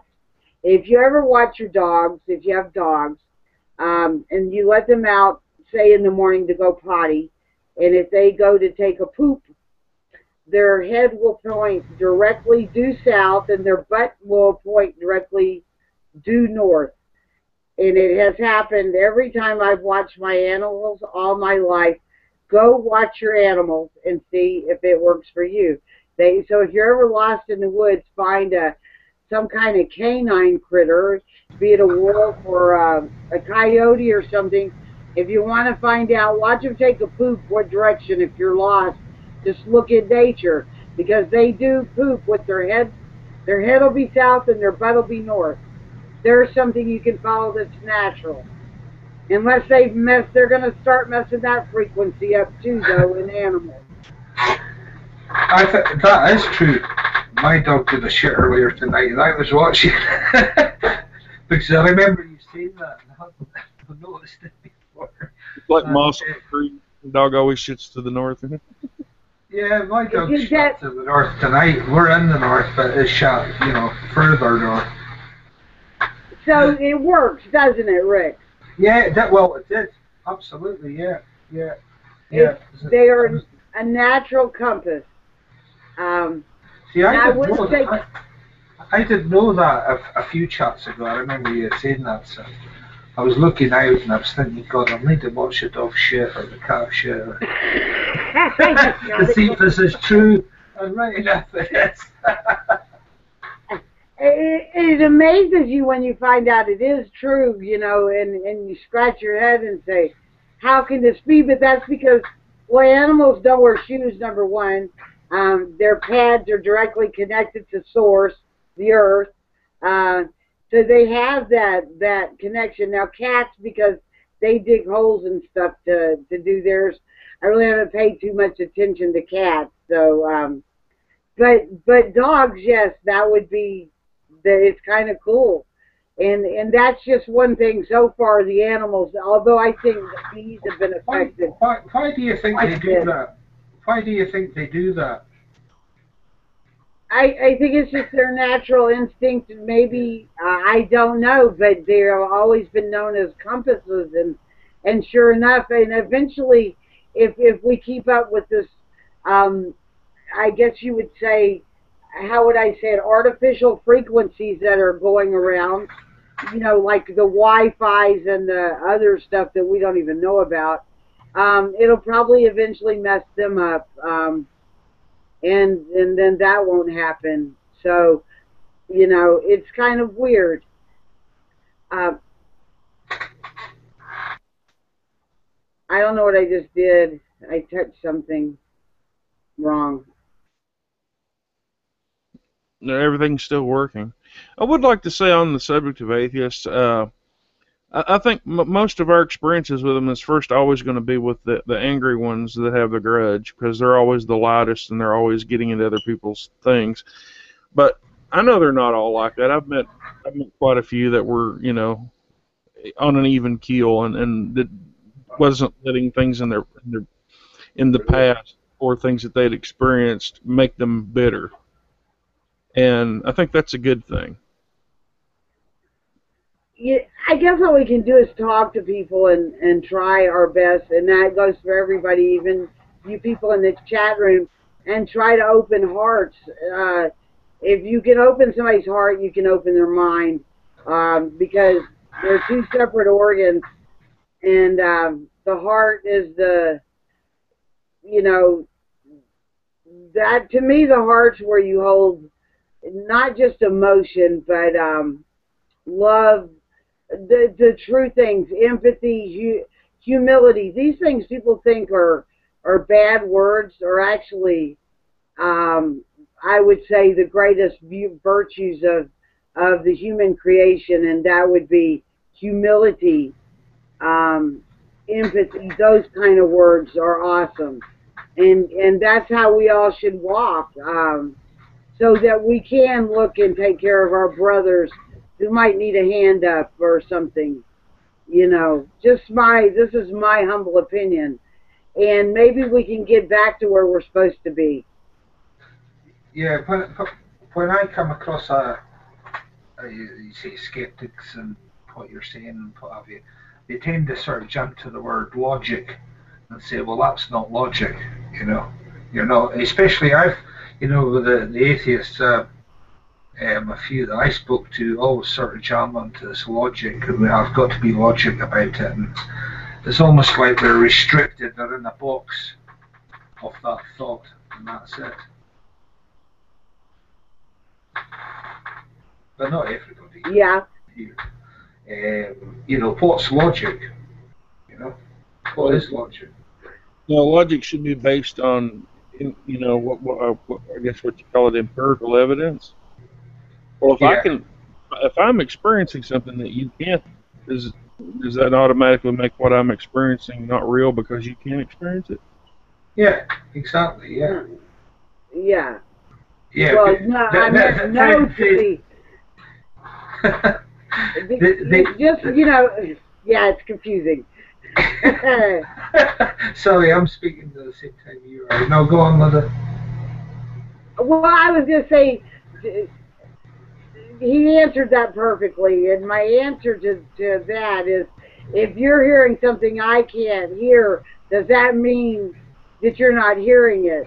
Well, no, because we all are on a different frequency anyway. I don't think any one of us, I think that's the uniqueness of all of us, that we are on different frequencies, although I do think we could come to a little closer together on some of these, because some of the artificial frequencies that are used maybe in the Hegelian dialect, they've started using the artificial frequencies to manipulate and separate us, has worked very well. And I would like us to try to come beyond that, you know, somehow. Yeah. What would you say is you know, you hear about frequencies and realities, and, you know, like what we see is just from the visible eye is light, isn't it? So there's obviously much more out there. Um, we can't even see what an X-ray machine can see or a scanning machine can see. So you know, you know, there are frequencies, realities. I mean, what's the main difference between these two? What about multi-dimensional worlds? Could that be a possibility? And every once in a while we get to bump into something, maybe there's different dimensional things. We're, what are we, three-dimensional here? I'm not sure how they call us, but I mean, what about those other ones out there? Because I do believe in that. I bumped into stuff nobody else could see. However, I could see it, and I'm with this on that. So I think that there's other dimensions out there that coexist with us. I sometimes, like you hear people say, well, I experienced this voice, or I saw this, it looked like a ghost, he said, right. You think that's, like, sometimes I think it's like a fingerprint for something that's happened, and for some reason you're picking it up, and though it's not there within our own frequency at the moment, you're still picking bits of it up. It's like a thumbprint from history, whatever. Well, now I'm going to agree with you there. Where we live, and I made us move from the one house. I just felt it was a negative energy, but now every place I go, and Kenny even said this other day, he said, I'll be damned, something had to happen in this valley where we live. The energy that is around here is so negative. Something bad has had to happen, and we're just getting the reflection of the negativity, because it doesn't feel like it's the artificial, debris or the electronic soup. It just feels like something happened here in this place, like a massacre or something, and maybe there is an imprint of that here where I live, in this valley I live in between mountains, because it would have been a place where people would have lived if you saw the layout where I lived, because mountains are hard to climb up, and this is in the Olympic, right outside the Olympic Mountains, which is a rainforest. So whatever lived here would have probably lived in the valley where they could have grown food, or where it had been more accessible, and even hunting would have been even accessible. And it seems like there might have been something happened here. And when Kenny picks this up, then you really, I scratch head, because he's open to this now, but before he was not open to any of the stuff we're talking about, and now he is. And for him to come out of his mouth when I've been feeling that all along, kind of confirmed everything that I had felt. So yes, I believe there's imprints of bad things. I don't go in cemeteries. That to me is taboo. I believe it's the final resting place of somebody. You leave it alone. Native Americans don't go unless they are offering something, because there's a reason to go, and you're supposed to offer stuff. So North America, look at what happened, the history here. I mean, every place you walk in North America, probably just like in Scotland, has had something traumatic happen to it. And I believe the earth still carries that trauma. That trauma is still here on the earth. I mean, right now, I imagine a lot of trauma is going on this earth with all the blood that's being spilled. Sometimes, sorry, because I was just going to say, do the water experiment. I mean, yeah, everything is energy. I mean, was it the think about or have a look at some of that Carillion photography. Everything yeah. has energy in it, and we can leave our energy, or it can get stuck to things or stuck with objects. I believe, and a lot of I'll be right back, guys. Hold it down for me. I'll be right back. Okay. It could either, in my view, either a portion of, or a great deal of, the people that were there, that imprinted that energy at that spot. Because most of these ghosts, as people put it, seem to be tied to certain areas or certain objects. Excuse me. So we do influence the world around us, just by being here and just by living. And things that are a high energy state or a low energy state, but strong, like traumas or deaths, or even a place where someone was happy. There's been ghosts in libraries because the person liked to get a great deal of enjoyment out of reading, and they just happened to stick around because they were there so much. A bit of them. Yeah, like a thumbprint, like a fingerprint. It's I don't know whether it's I've got a friend that's very much into the Bible. He's Christian and what have you. And his belief is that they're lost spirits, that they're basically devils, spirits, they're lost souls, and they're stuck. Um, I think there's more to it than that. I don't agree with that at all. But I don't. Lost it just doesn't feel natural to me. It doesn't feel natural to me, that explanation of things, and a lot of it comes from a book which was done by God knows how many people, and it's their word. They say it's God's word, but I mean, also, these are, if you really want to be honest, these are people that had personal, back in the day when Rome ruled the world, when the Catholic Rome ruled the world. There was very much political reasons for suppressing, anything that wasn't of God, per se, as they put it. It was a matter of political power, maintaining control. Yeah, definitely. Assume any lost energy, or spirit or whatnot, is a demon is just ridiculous, because it's not based on actual. If you haven't tested it for yourself, you don't know. You just don't know. No, that's right. I've heard other people explain that these type of things are like, if you take, what was it? I was reading something that you take monotonic gold. You've heard of monotonic gold? Am I pronouncing it right? I think so. Yeah. Yeah. If you take that, then you're going to be in touch with a frequency or a reality, and you just hear them, and they're stuck in this dimension. I was reading about that the other day. I don't know about that either. It could be. I mean, who knows? Keep an open mind, but also recognize shit when you see shit. Well, we definitely know that all metals react to electrical fields and radio energy. Yeah.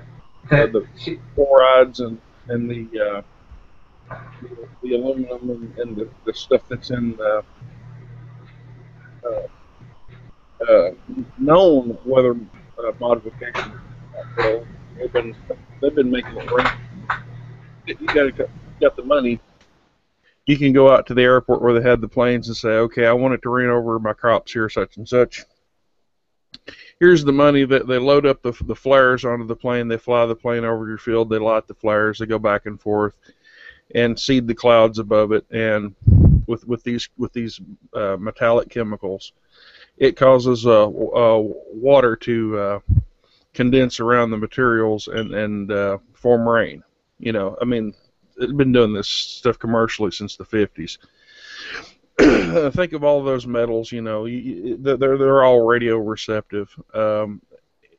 Certain metals, like maybe gold, it could allow you to receive those other frequencies. Within that bandwidth or dimension. I wouldn't say that it's impossible. I don't think that I want to try it, though. I mean, as it is, I think my system already has enough load of metals in it as it is. Yeah. I think to everybody, I apologize for the troll that's on the page. I have tried to ban the troll. and it's not seeming to work. So just overlook the troll, if you will. That's a negative energy coming in. Yeah. Yeah, I'm not going to let it bother them. I'm trying to ban them. I think you know, you get a lot of positive energy. You're bound to attract the negative too. I think. Absolutely, we're doing something right. Well, and I wanted to apologize to the chat room because I see where this person has harassed some people. And I would, you know, I apologize to you people who are having to deal with them. Every chance I get, I've went and banned the comments. So, yeah, but let's go back. Yeah, let's go back to other stuff. I just wanted to apologize and get over him. Ignore him. Yeah. So there we go. I'm over it. Yeah. Nowadays, I get the negative more than I could way back. But it's positive, you know, because some negative energies are quite manipulative. If that sounds, or if that makes sense. Oh yeah. You can purge the energy. You guys, I think. I mean, I purged yesterday. You guys heard me. I think sometimes just talking to people can help you purge your negative energy. And maybe everybody needs to get with some friends and you know, if you're having a bad day, talk to a friend and get rid of the negative energy. It works. It does work. I tend to go off on my own. I like my own company at times, and I tend to go off my own or take a walk or whatever. I used to go hill walking, mountain climbing. Not now, but I used to be able to back then. I love that type of thing, and that's where I could get my head together and what have you. You know, I had a bad day yesterday, and it worked for me to just talk it out, and that's wonderful when you have friends. And I suggest anybody in the chat room, if you are having a bad day, a lot of us here on the panel will listen. We you know, because we got to start listening and helping one another out and uniting the best way we can. If you're having a bad day, aside. Yeah. If you're having a bad day, just do what you did, have a smoke. Yeah. There you go. Absolutely. Well, yes, it does. What are you smoking, though? We'll just not say. No. So we have our positive, we have our low frequencies and our high frequencies. Well, positive might draw negative at a base level, but if it doesn't catch resonance and the positive catches resonance from positive in that frequency, we're all right. Yeah. Yeah. The main thing is to recognize it too, and so some of it's glaring and other times it's not. I think you know, I feel really good today, which I'm glad that today's been a very good day. It was much trouble. I mean, even the negativity seemed to get to us on trying to even start the chat, but it came about, so it all worked out good. I'm very happy today, and I'm hoping that rubs off on other people, because a person in a bad mood can change. There's your proof of negativity. If you're in a good mood and someone in a bad mood walks in the room, you automatically feel that energy coming off that person, and it can make your whole day miserable. Have you guys ever noticed that? Have you ever been around someone who's just been in just one of those moods and it makes your whole day screwed up? Yeah. And people don't say we have power. Yeah. I mean, if we united, we have a lot of power. I mean, just if one person can you know, I'll say infect the other person's mood with their bad mood, then that tells you how much power as human beings we have. And if we unite, look at the power we could have. Especially if we focus it in a positive manner, even if it's against something dreadful and terrible as the things that seem to be going on right now.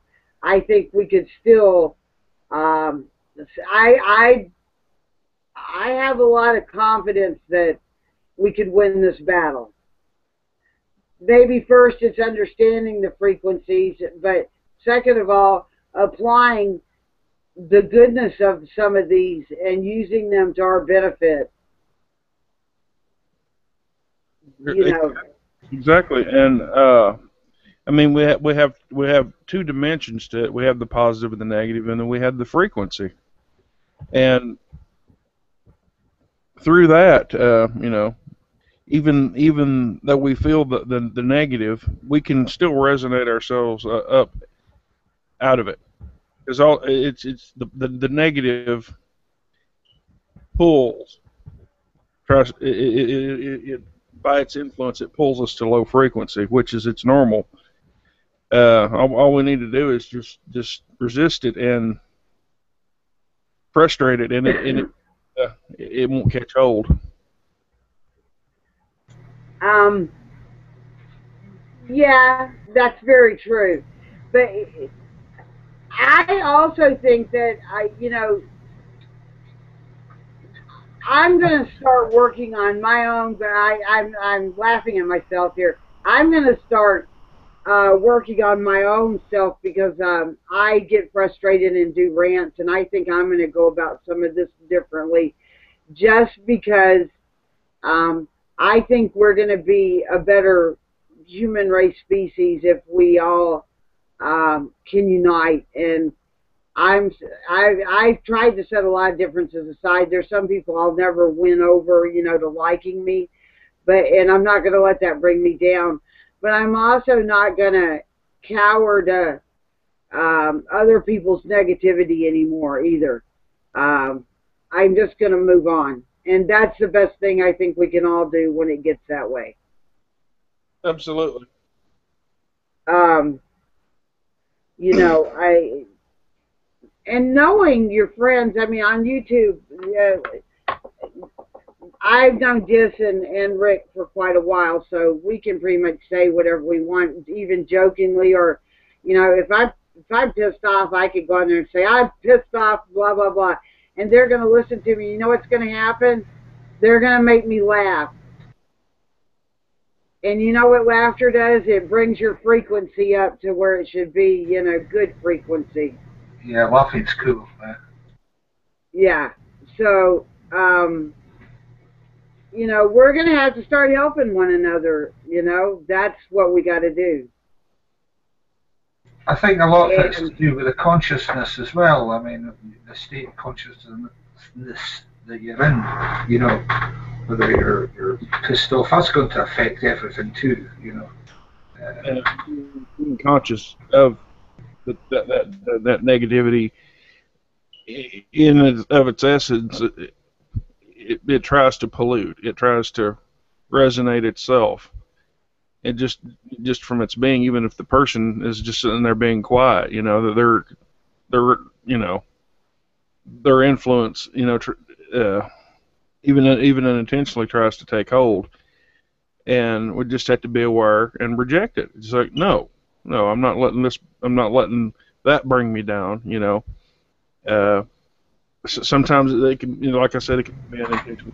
They having a really bad day, in which case, our nature is to go feed them, to go feed them some good energy to help, and there's nothing wrong with that at all. And No. if it just makes them matter, that's their problem, because they're gonna have to come around at some point. Otherwise, they're going to suffer in their own, for being stubborn. Absolutely. Yeah. I'm looking at probably think I'm nuts, but I'm looking at the US Patent and Trademark Office, and I typed in consciousness, and I've got a few patents on a system and method for stimulating or simulating consciousness. The first one was a simulated consciousness method brackets 10 for an improved human stroke computer interface. I don't know what that means, to be honest. But there's patents to do with consciousness. Well, yeah. Keep reading. Yeah, there's a link there. I'm just going to put in the external chat as well. I've lost everything. Right. Yeah, so it's a computer system. Then it goes on about a computer system as a program to have digital life form possessing plurality of attributes, simulated death. You really need to read it yourself. It doesn't make good listening to. I'll put it on the external chat as well. Okay, that's a good idea. That would be interesting. I'm wondering if their perspective on consciousness is spiritual or biochemical. Yeah. Oh, yeah. I was wondering into some chemical stuff. I was wondering that too, but well, they mention human, so it's human / computer. Is it, I don't know, transhumanism? Seems to be. I'll need to read more. Sorry, Linda. No, you go ahead. You were reading, and that's cool. I wanted to say something after this because you had brought up something briefly, and I think it has something to happen with us too. If you press on that link that I put on, and then you can go back to the search and put in your own search for these patents, and you'd be surprised what you come up with. Certainly, there's a lot of mind control as well, but if they can do something to consciousness, I'm not saying that's happening, but if they could, then that would go in line with a lot of, fucked up people, and why there are so many. Well, and how about this? What about let's just say they're doing with pharmaceutical drugs and stuff to change our consciousness to, it's almost creepy. Just reading a bit here, it says a computer-generated entity comprising primary data associated with primary goals of said computer-generated entity. And then goes on about. Sounds like a soulless consciousness. Yes, I couldn't hear you. So it sounds rather soulless to me. Well, if there's ghosts in the computer here, I'm spiritually.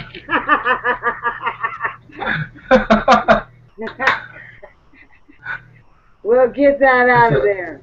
Yeah. Does it sound like they think we're much more than a biochemical reaction? Well, haven't they always said that, though, in a way? They have. Well, this transhumanism, a lot of people used to laugh when people talked about that, but it's a real thing. And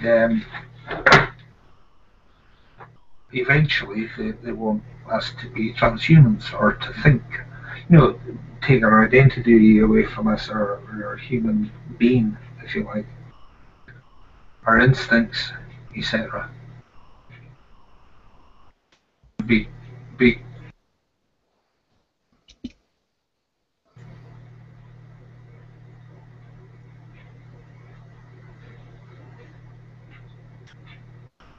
Well, I think pharmaceutical companies are trying to take away what, by pushing their agendas with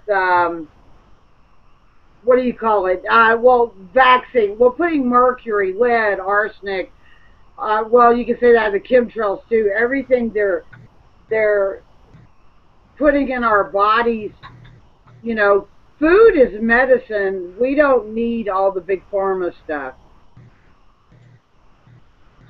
I mean, Well, some, you know, some of it we do. Yes, some of it we do. But they're trying to really lay down some stuff. Yeah, they are, and it's all for profit and shit. And a lot of people see Depop as well. Unfortunately, there are some things that we've got no other option but to take, you know, from the pharmaceutical companies. I didn't mean to mess with my computer, guys. Sorry about that. It's okay. It may never come back right. If we could get an alternative to these things that people don't need to depend on pharmaceutical companies, then that'd be fantastic. Unfortunately, there's not. Well, not. They're probably hiding a lot of shit too, you know. What? Like, I don't even want to bring up what everybody's talking about, that Ebola thing, but isn't there a vaccine now in the works for that? Isn't Big Pharma, you know, another vaccine?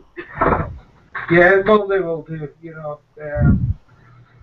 You think they would have got them for a few other things too, but, you know, likes of cancers and things like that, and they don't. So you just wonder, they will have an agenda with that, whatever the agenda is. If it's the agenda to make money out of it, they'll produce a vaccine. If it's an agenda just to kill a few people, then they won't. Yeah.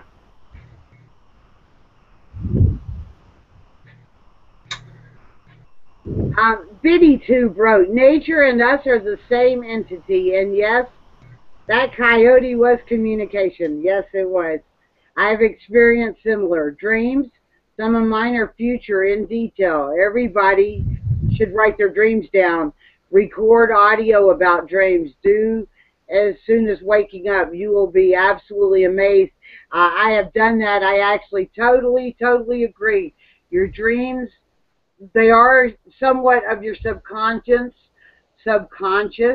but sometimes there's something a little bit more, and you can get a lot out of your dreams if you do what Biddy Tube just said. And Grit, you're just funny, okay? The negative dipshits are just farts in the wind. The stink clears up after a few minutes. That made me laugh. Thank you for making me laugh. Hey. But I mean, there's dreams. You know, we haven't touched on dreams. Do you guys? I mean, vivid dreams. I'm having. You know, I was always told dreams were black and white. Well, I've never had black and white dreams. My dreams are kind of vivid, colorful dreams. Yeah, I'm colorblind, but yet my dreams are in color. Wow, Rick, that has to be Somebody asked true. Somebody asked me that a while back. Yeah, I see colors in dreams. I'm not fully colorblind, I must say. I don't see everything just in black and white, but a lot of things, mostly. But yeah. I would like to read something else here. And because you've changed your name, now I can't pronounce it. This is DG Brig. I'm not going to say it right. Okay, we're going to go DG. Nobody ever said that our soul is found within our body. What if our soul is found within the earth? Would disconnecting from nature and the earth also meant to limit your connection to your soul? Question mark. Our physical body is a transportation system for our spirit. Our soul is our connection to the earth. After physical death, our spirit remains, while our soul remains within the earth, like an anchor. Grounding ourselves strengthens our connection to our soul and, as such, balances our emotional self. We become centered/balanced. Be reborn and live once more. If your soul is still found within the earth, you are born again. If your soul is found in hell, guess where you shall find yourself again. Hell can mean many things. People experience it on a daily basis in various places around the world today. Repent of violence and hatred and greed and of inequality, lies and deceit, etc. There are enough planets in the solar system to accommodate 7 billion. Instead of bickering, let's reach to the stars together or something. Just something to reflect upon. And he says he'll be listening for a while. And actually, I liked your statement there very much, DG. What if it is? I mean, what if, we are, I do believe our connection is totally with the earth. And maybe you've got something there. And I don't know about reaching to the stars yet. I'm not scientific minded, but if it was in a good way, I would love to. If it had an agenda behind it with this old world empire lie, I want nothing to do with it, but nor do you by your comments. So,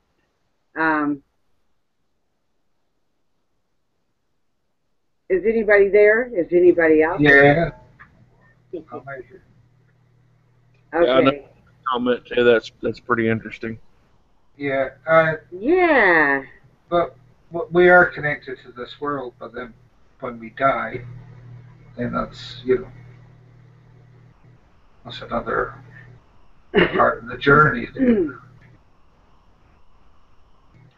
Well, Rick, you've died, right? Haven't you you've died? Not recently, no. Okay. Well, when you were in war, did you die, or was it somebody else I'm thinking of? What was that? You were in war. Did you die in war? Did I die in war? Yeah. You were injured, right? Yeah. I'm a bit confused. Never mind. I'm thinking of someone else. I was pronounced dead for 8 minutes. And then they revived me. This was giving birth to my first child. I remember the whole 8 minutes. And it wasn't nothing like I've heard other people describe. So maybe everybody's death is different. So you had an out-of-body experience. Is that what you're saying? Pretty well. Yeah, I felt good. There was no pain. The pain was gone. That was one thing. I could hear them talking for a little while around me, saying there's no blood pressure, no pulse, code something or another. I remember they did those things on me, on your chest to get my heart started.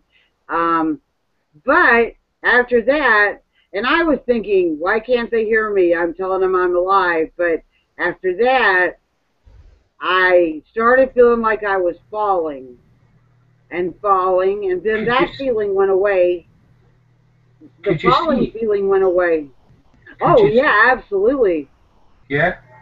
I saw all kind of things. That was just it. It was almost like a peyote trip. Or it wasn't like the bright light. I didn't see a bright light. I saw just incredible things, almost like universal things. And then I fell right back into my body. I got that falling sensation again, and damn, I was in my body. So it was like, wow. So I went on a trip and then fell right back into my body. And that's how it started out. I felt like I was falling. and then I was just out there, wherever there was, amongst everything.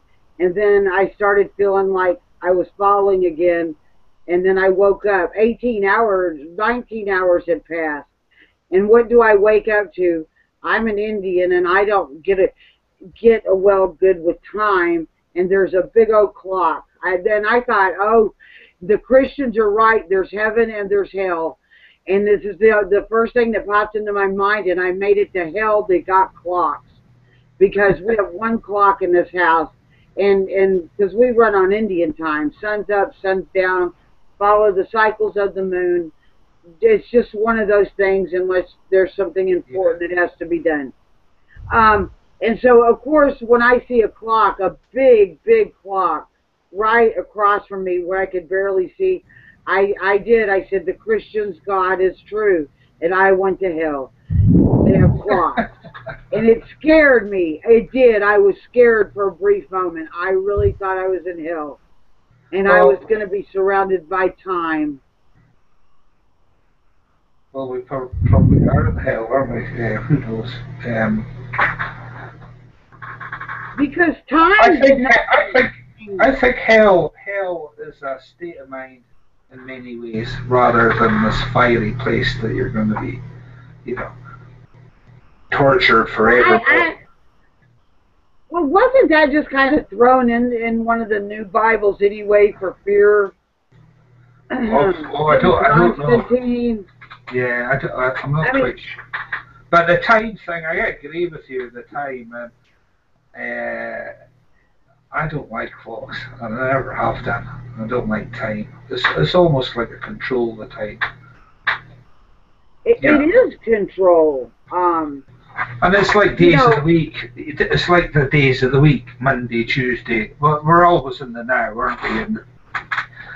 But wait, the other day, now I'm going to tell something that's really funny. And DJ, he's on vacation, and if he was here, he was in on this.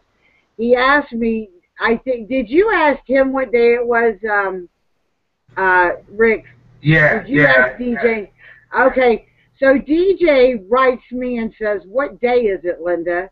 Because I didn't know. Rick didn't know, so he asked DJ. DJ writes, nobody's... We got a computer that has a clock on it, but I never pay attention to it. So he writes me and says, what day is it, Linda? And I said, I don't know. And I look at Kenny, and I say, Kenny, what day is it? And Kenny says, we got a calendar, but it was not on the right month. So that kind of screwed everything up, because I said, we were looking at a calendar that was completely the wrong month. And he said, I think it's this day. And I said, but wait a minute, aren't we in a different month? And he said, oh, yeah. So he went and found the day, which I relayed back to DJ, who DJ relayed back to you. That is how off, that's your tribal thing, because you don't like time like we do. It was funny, and the time was on our computer the whole time. We all realized that. Yeah, but none of us...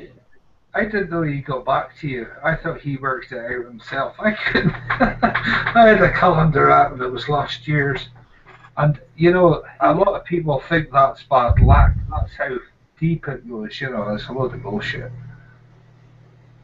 But that's funny, yeah. I didn't realise that he contacted you. I'm looking at the calendar, and the calendar actually says August 2014. And I do believe we are in August, because I had an appointment that I had to keep, and I went to Thursday. So I know we're in August. I just hope I can remember to change it. That is how much I pay attention to days and time. Do you guys... What? Do the Indians, do they believe... do they have days for the week? Name days of the week and things like that? Do they have like a calendar or such? Not really. They are more on a lunar 28-day cycle. So it would have been kind of really different. It was they followed the moon cycle, and then more of the seasons. And yes, they do have calendars now, and it's still not like the calendars that are used. So even being on Indian time is still different than being on um, this universal time we all follow. Um, is somebody playing an instrument I think it's this. or a musician here? I think sometimes the days of the week, there's also control too, isn't it? Monday means work again. Weekend means play. You know, it's almost Sunday. It's church day. It gives you it's for conditions you in. I thought though that here's my thing with, and because I don't know religion that well, wasn't the holy day supposed to be on the seventh day, which is Saturday? Why do people go to church on the first day of the week, which is Sunday, instead of following what that Bible said? Just curious. Isn't that true? Didn't the Bible say that, or am I mixed up? No, I think that's true. I don't know too much about the Bible to be honest. Maybe this is. Yeah, Uh, that was changed by the quote unquote church. Well, how can you just, if it's the Word of God, how can you just go along and just start changing it? Question. oh, A lot of oh, people. Why are you changing that? You know. it's all artificial. Like it's all artificial bullshit.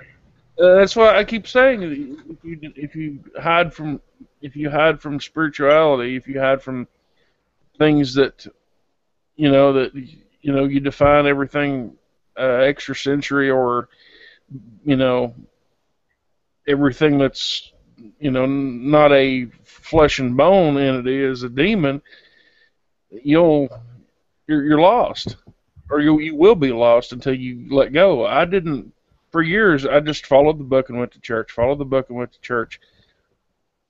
I kept getting more and more miserable, more and more miserable, more and more depressed, more and more aggravated. And finally, I just gave it up. Threw the book in the closet and said, "I'm done."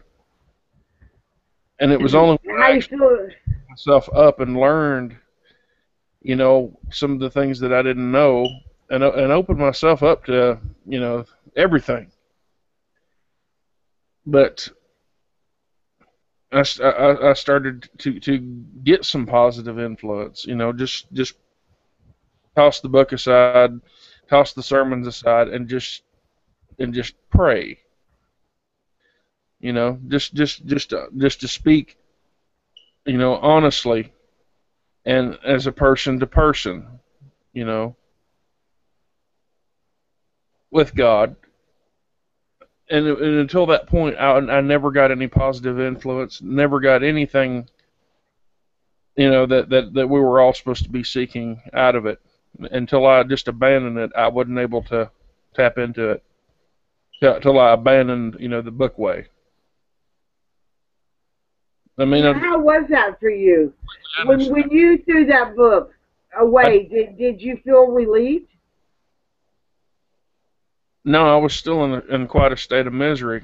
I had a lot of issues and problems. Just the things that life brings you. That were bothering me, and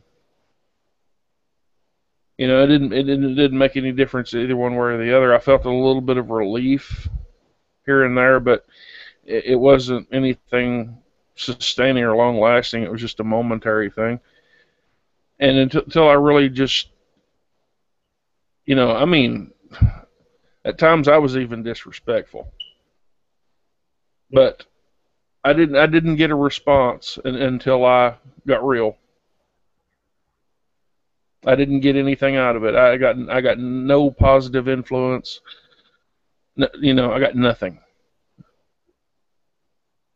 until I got Um, and started to just open myself up and say, okay, good or bad, whatever. Here, and I got some things that visited me I didn't like, and I'm like, okay, well, I know that's real, so the others got to be real too. So I changed my direction, and it did make a difference in my life. It really did.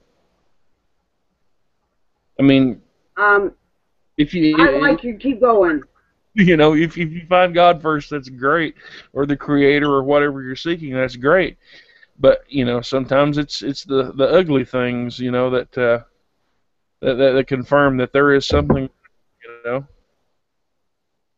Well, can't sometimes the ugly things, and like you said, you found that because you found that it led you to maybe a more spiritual path, right?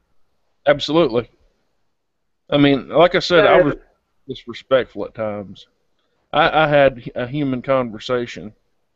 I had long drawn out, one-sided arguments, dialogues, and then and just a person-to-person type human, you know, dialogue with with the Creator. I was really just absolutely fed to the gills with all the nonsense I was seeing, and I was just absolutely tired of being, letting all this stuff in the world eat at me, and I wanted to either just you know okay, possess me and put me off in the loony bin, or come and talk to me and help me out. I was just at the end of the rope with it, or I'm just gonna just not believe in any of it and do what I want.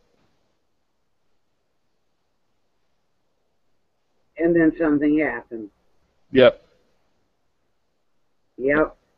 Of course, the negative rushed in because the negative was all around me and which was making me miserable. I was already primed. My energy was high, my vibration was low, I was all screwed up. Um, I kind of had I was brought up by good Native American peoples, but when I got to be of age, I wanted to experience the world on my own terms instead of just Native American style. You know what I mean? And I tried to fit in the world, which was ended up being a very negative experience for me trying to fit in. I went to college. I did what you're supposed to do, that what's expected of everybody. And I did all of that stuff, and I had to go back to my aunt and tell her I don't feel right, something's wrong. And what she told me is, you'll find your skin, give it time. I think by skin she meant I'd find myself again. And I did. It didn't take long to realize that I didn't like who I was pretending to be, because I was pretending to be somebody that I wasn't. And that's hard to maintain, Yeah, that because you're not only lying to yourself, you're lying to everybody else. Um, that is and trying something you ain't. Either way, it's not good.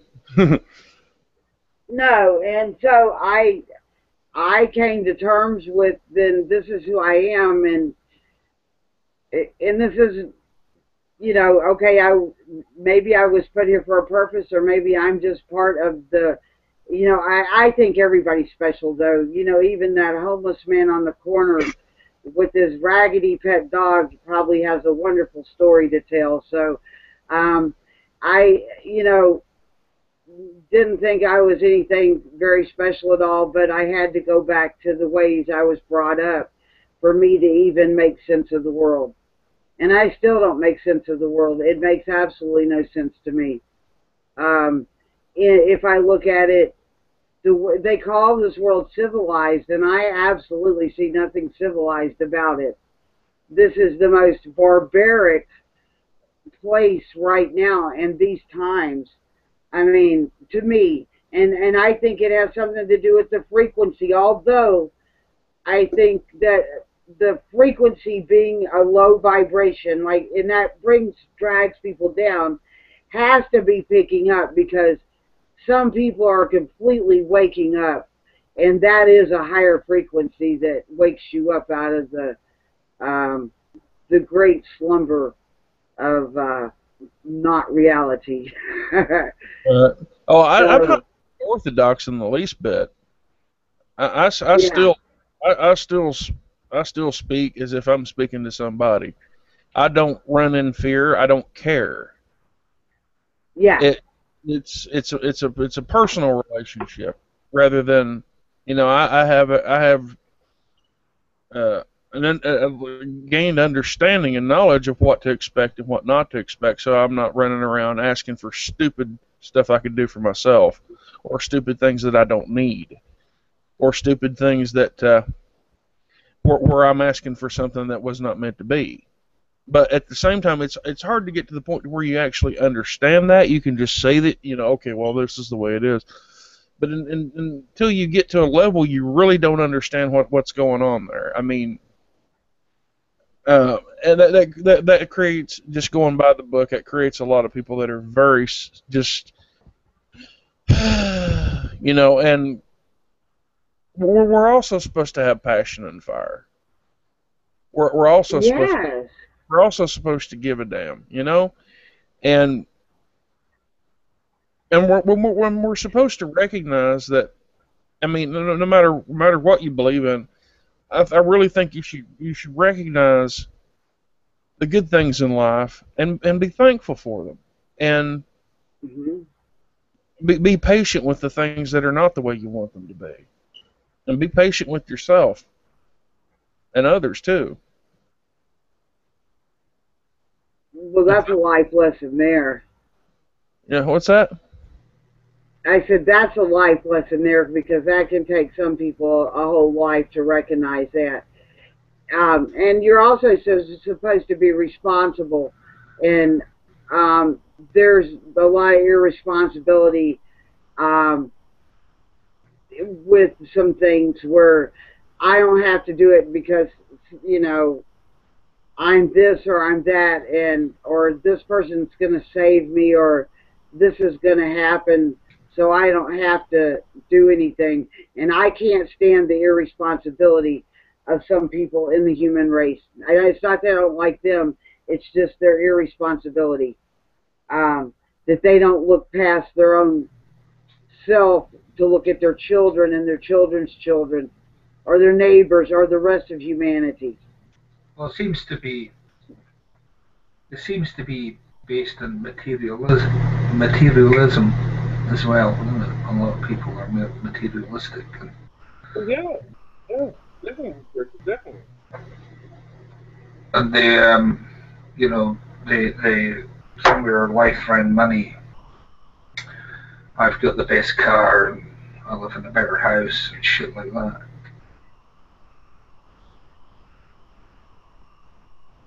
Yeah, That's that's pure vanity right there, and and, Yeah, and greed, and they're cousins. They're definitely cousins to one another. absolutely. Vanity is a sickness. It's an illness, and the Western world is shoving vanity down every other culture's it's throats right now. Even the Eastern world, they're shoving vanity down those people's throats, and that's wrong because their culture was beautiful as it was. They didn't need the Western culture shoved down them. it's big money, You though, isn't know, it? It's big money. I'm saying the vanity, the corporations play in that, don't they? And Oh, yeah, yeah, absolutely. you nailed it. At the cost of all of the culture and history, which is, our identity and our humanity. I mean, I'm very much a supporter of culture and history and things. That lets us know, who we are. Yes, it does. And they're trying to merge us all into like just one clump. When I mean, Rick, this I don't know. I know a little. I know about you, and I'm not going to say anything. Rick, you come from a fabulous tribal culture, and you know it. And how old is your culture since the beginning of Scotland? sorry, Linda, what was that? You cut out there on me. Okay, you're indigenous to Scotland, and you come from a Well, clan in Scotland. yeah, It doesn't. yeah, yeah. And then before that, we were Picts, and Celts and what have you. So it goes way back. I don't know how far back it goes. Um, yeah, the clan system. So it's more or less the Picts and what have you. Their religion was it paganism or Celtic paganism. They didn't keep a lot of records and what have you. So a lot of it's assumptions. But the clan system that was totally decimated. And would I like a clan system now in the way it was run back then? No, because it was all controlled anyway. I think most of it, and some of it tried to break free, and you know what happened. Um, yeah, because I know that your lineage goes back a long ways. That's what I was trying to say, and I respect it very much because you do have your culture still. Is what I'm trying to say. Yeah, we well, it was decimated too, and then brought back slowly. But language and what have you has changed so much from the Pictish days.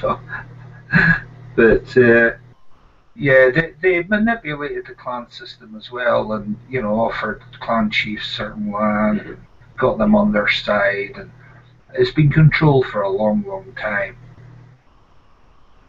by the same systems controlling us now. Well, absolutely. I think they've done that to everyone, which is sad. Now, a lot of people are getting back their cultures, even in Scotland. I think are they trying to revive your? Um, Oh yeah, the language and what have you, the Gaelic, Scotch Gaelic, what have you, yeah, try to revive it all, but um, it's just used as now commercial sort of things. It's not like the way they used to, the kilts. That's the kilts that you see people wear mostly wouldn't have been worn, um, you know, back in the clan days. Not these kind of kilts. It's all commercialised now, used for tourism, what have you. And the language was decimated, but it's crept back quite a bit. But it's not on the big agenda. We all got to learn this English, haven't we? And the slave language. yeah, I and that's nothing to do with the country. Well, it has something to do with the country England, but I know lots of English people. It's not a thing, the English people, but why are they trying? It's the global language now, or they're trying to, obviously get it to be the global language, English. Well, it is, isn't it? International language, and it's all it, magic. I think that it would be wise for everybody to learn a second language or a third language. That is just my humble opinion because there are some languages out there that are, I want to say this correctly, the English language doesn't give you a lot of expression where other languages are very expressive, where you could say things a lot better and they could be understood by others or comprehended by others better. Um, However, getting that through to the masses would be crazy. Even my native language has 85 letters in this alphabet. So imagine that language. And it's a very hard language to learn. And I have forgot it, and I'm starting to relearn my native language. And but who am I going to speak it to? I do have American Indians who Yeah. do follow on here who know it, and that is awesome. I can talk to them, but then no one else would know what I'm saying. So But I, that's the idea, though, isn't it? To distinguish all other kinds of languages, and you've got to speak English because nobody else speaks a language that you've been taught from birth. yes, I even know sign language because my niece was deaf. We did get her where she could hear now. I think still plays the deaf card sometimes, selective hearing, Yeah. because I got to raise her, even though she's in her 30s, she likes to still have selective hearing with me. And I'm going to do this hand sign for you guys. All right? Wait a minute. Yeah. If you're going to show it, it's not showing my thing. Yeah, I know the sign that most people think is the devil, and it means I love you. I love you. That right there means I love you. And when people, that is what I was taught to do with well, and you speak sign language too. So that's not it may be the Illuminati have twisted it or whoever these people are, but to Yeah. me, that means I love you. Yeah. I think it was just a conspiracy thing. I think somebody, I don't know where it came from, but you see all the rock stars and all these people doing it too, and people going, "Oh, look, they're on the Illuminati," which is just a lot of shit. You know, it's been twisted in some way, and Illuminati, illuminated, it just means enlightened. You know, but those guys running the show will know a lot more shit than we do, and a lot more, good shit that we should be teaching our children. So they're enlightened, and we're not to the point they are. I don't think. Well, arguably. And there's a difference in that sign, though. Or in that sign, you take your thumb and touch your two middle fingers. And what does that mean? Wait, now say that again because I was replying to somebody now. And that you made while ago and curl your thumb around and touch your middle fingers. That means something different. All right, what does that mean? The devil or something? Supposedly it's no, that's what you were. No, if you put your middle finger down, I think, isn't it? And then to touch your thumb, it's not like this, and the other two up like horns. No, there's two different ones. There's two different ones. The first, you just touch your thumb to the two middle fingers. That is a sign against the evil eye. That's old. Okay. Now, if and this came in with the movies, The Omen. If you curl the fingers, that's supposed to be the devil sign. Like this? All right. So like that? Yeah, with the thumb touching the middle fingers. But so that's a bunch of popular, Yeah. hoo-ha. Okay, and then what does this one mean? Go and fuck off. I think that's what it means. Step back. We still have a sense of humor, okay? Yeah, absolutely. Yeah, setting that the middle finger. Oh no, you can't see me, but yeah. So the ones that you were describing there, where did they come from? Where are they, like secret tablets somewhere, or then where did these signs come from? Do you know? I heard Masonic stuff. Yeah. I'm not really studied up on that. They have ancient origins, though, and they mean different things in different cultures. Yeah. But that is what we're discussing now. Those are the general meanings now. So. Okay. But, yeah, I could investigate that. Well, in movies have brought up. See, movies put you TV. Shoot the TV because that puts you in a very low frequency. Although I'm going to say, go ahead. Most of the stuff that they show in movies and TV is warped interpretations. Half viewed, half understood things they're recreating in a just a weak, watered down imagery. A lot. Everybody has seen just really, really badly written characters. Cliche and stuff that wasn't quite right to the particular culture or subculture, pop culture that we're trying to represent. It's all a wash of garbage. If you soak that up as your reality, you're living in someone else's delusion. Well, I told you guys I tried to watch and I'll try to get the name right, the Planet of the Apes, the new one, because I'd seen the first one many moons ago when it first came out. And then, so just out of boredom and trying to get away from just drama and the internet and things going on in my life, I turned on Putlocker. That's where I watch a lot of, if I want to watch something. And what's there, it says Planet of the Apes movie 2014. I'm thinking, I never watched the second one, and I guess they've had 10 or 11 of them. We couldn't get through 5 minutes of it because of the agenda. So here I have to go look up like pre-70s movies to even sit and watch it, or Native American movies, which I have fun with. Like Smoke Signals, I like watching it. And Clear Cut, that'd probably be offensive to some people, but I actually think everybody should go see, and it's on YouTube. You can watch the movie Clear Cut. It's a Native American movie. Have you ever seen that, Dis? Not the last one you were talking about. I watched Smoke Signals the other night. It's kind of cool, isn't it?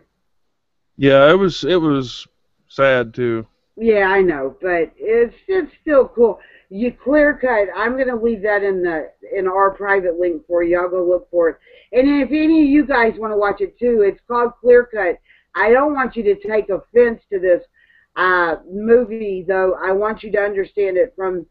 Well, Graham Greene, number one's awesome. So as an Indian actor, but also you have to understand that when you when you extract all the resources from a reservation that you've been placed on, people, don't look so kindly. I mean, a lot of people say Indians are prejudiced, and I have seen a lot of prejudiced Indians, and I don't like it myself. I don't. But in some instances, they have actually every right to be prejudiced, and Clear Cut would be one of those. So, but I think that I'll leave it for you, Dis, and if anybody else would want to watch it, it's a very good movie. It's kind of a freaky movie. That's all I'm going to say. It's a very freaky movie. Do I approve of what this is interpreting? No, but yes, in a way, because gosh, does anybody, and I'm not blaming anybody here whose ancestors came over on the Mayflower or whatever, but when does somebody like our federal government going to take any kind of responsibility for the things that have happened? And we can't let this process just keep going on. There has to one day be responsibility taken. That's all I'm saying. Not by you. It's not you people I'm blaming. But the federal government has changed Indian policy against the Indians with every Indian Act, every chance they get. So, I blame the government. And yep. I blame the people who will work for the government and be very complicit and do what the government says to enforce those policies. And that's none of you on this chat, so don't worry about it. Just doing my job. I'm sorry. Just doing my job. I want to get paid. Oh, it's hurting you. I don't. Oh, but I got to get paid. I got a kid to feed. There you go. And I left it for you there, Dis. And I'm even going to leave it on the external chat. If you guys ever, and I'm not trying to, it's not an agenda I'm pushing down you. If you're just ever bored, here's something, and it's called Clear Cut. And look, Graham Greene, he's an Indian. He plays kind of the really bad guy here. You guys will know who he is when you see him, and he just is a good Indian actor. So if you get bored and you don't have a TV like me, or you used it for target practice like me, which was the best thing ever done, by the way. I think everyone should do that. And when I'm off the internet, which one day that's going to happen, I think I'm going to use this as target practice. So, just saying, just saying. I think I got off topic, and I was trying to stay on topic. I would consider somebody that uses the excuse I'm doing my job to be like a pacifist that works as an executioner. Yeah, well, you're gonna have to watch this movie then, because whoa, um, you know, yeah, Harry Cookie Monster. I'm sorry, I don't know if it's your computer or mine. I know a lot of people are having a. It's taking a long time for people to catch up with what we're saying here, and sorry about that. And I'm glad you came on, uh, because I'm very happy to see you here. Just let me leave it at that. And Bas Basivic, for some reason I can't reply to your comments. Everybody else's I can. Every once in a while I can yours. And I just love you, so I wanted you to know that. You always make awesome comments to me and it won't let me reply back. So I'm Yeah. just kind It's of because throwing some out. yeah, it's because we're talking about frequency, and that's we're getting frequency problems here, or internet problems. I can't keep up with the comments. We've had so many. I'm going to look over all the comments tonight, everybody. And Linda, check out Little Big Men. It's a great movie. Thank you. I think I've watched it. It is. That's an old one, and I do like old movies. So, um, thank you very much. And that's from and I wish I could pronounce some of these people's names right. Basovic. Um, Now we were back on frequencies, and I hope I didn't take us off of frequencies. Wikipedia. Wait. Oh, gestures. Let me look. Somebody left us a link. List of gestures. And I'm going to put this in the internal link also, all right? Guys, this is from Harry Cookie Monster. And this is, and thank you guys for help researching, because we can't do this all by ourselves. And when we do a chat, we want everybody to participate. So thank you. And I'm going to go look at this now. Yeah, that's interesting. A list of the gestures. Um, okay, that looks like okay sign. Yes, it is. All right. Um, a clenched fist. Kennedy's gesture seen here. What is that? A clenched. Oh, whoa. So these are ancient gestures with many uses. The I love you sign, which I was doing, is correct. That's a good thing. Okay, you're right here, Dis. Here it shows some of them. Some of them have ancient meanings. Wow. And the classic face palm, okay. Um, and this, I guess, means cut your throat or slash your throat. Um, I went through that briefly. I'm going to keep that link. That's really cool. So you were correct that these are ancient uses. That has been validated. Not that I didn't doubt you, Dis. Oh, my bad. Yeah, I know. I'm just teasing. You know I'm teasing. I never have doubted you because I know you and I both researched so very hard the other day that when it came time for a chat, I think we were kind of just like on that reclaimed water and stuff. So much stuff we about washed ourselves away. Yeah. And yes, guys, when we do a chat, and we would like to invite other people to the chat sometimes, but we have a pre-screening thing. So if you'd ever like to join a chat, you have to let us know in advance, and we're going to pre-screen you to see how you would act. It's nothing against anybody. Because I noticed some people wanted in the chat, I thought I'd throw the truth out there. There is pre-screening requirements. Right, this? Right, Rick? I just want to see how you get along with the group, whether uh, you got good group dynamics and whatnot, and Well, we know personally that what happened recently was a complete train wreck. Sorry, Well, Jess, I was speaking over the top of you. I'm saying we know personally that, you're completing my thought. Go ahead. yeah, that it was a complete train wreck, and a hangout that we were all involved in, and Linda was left and, got verbally abused, or certainly no nice things said to her by a certain person, and that should never happen. So, and it's not going to happen again. So this is why we're going to do it, to get the vibe. yeah, pre-screenings. Also, if you've never been in a live chat, we want to make sure that you don't freeze up or freak out, and we can talk you through.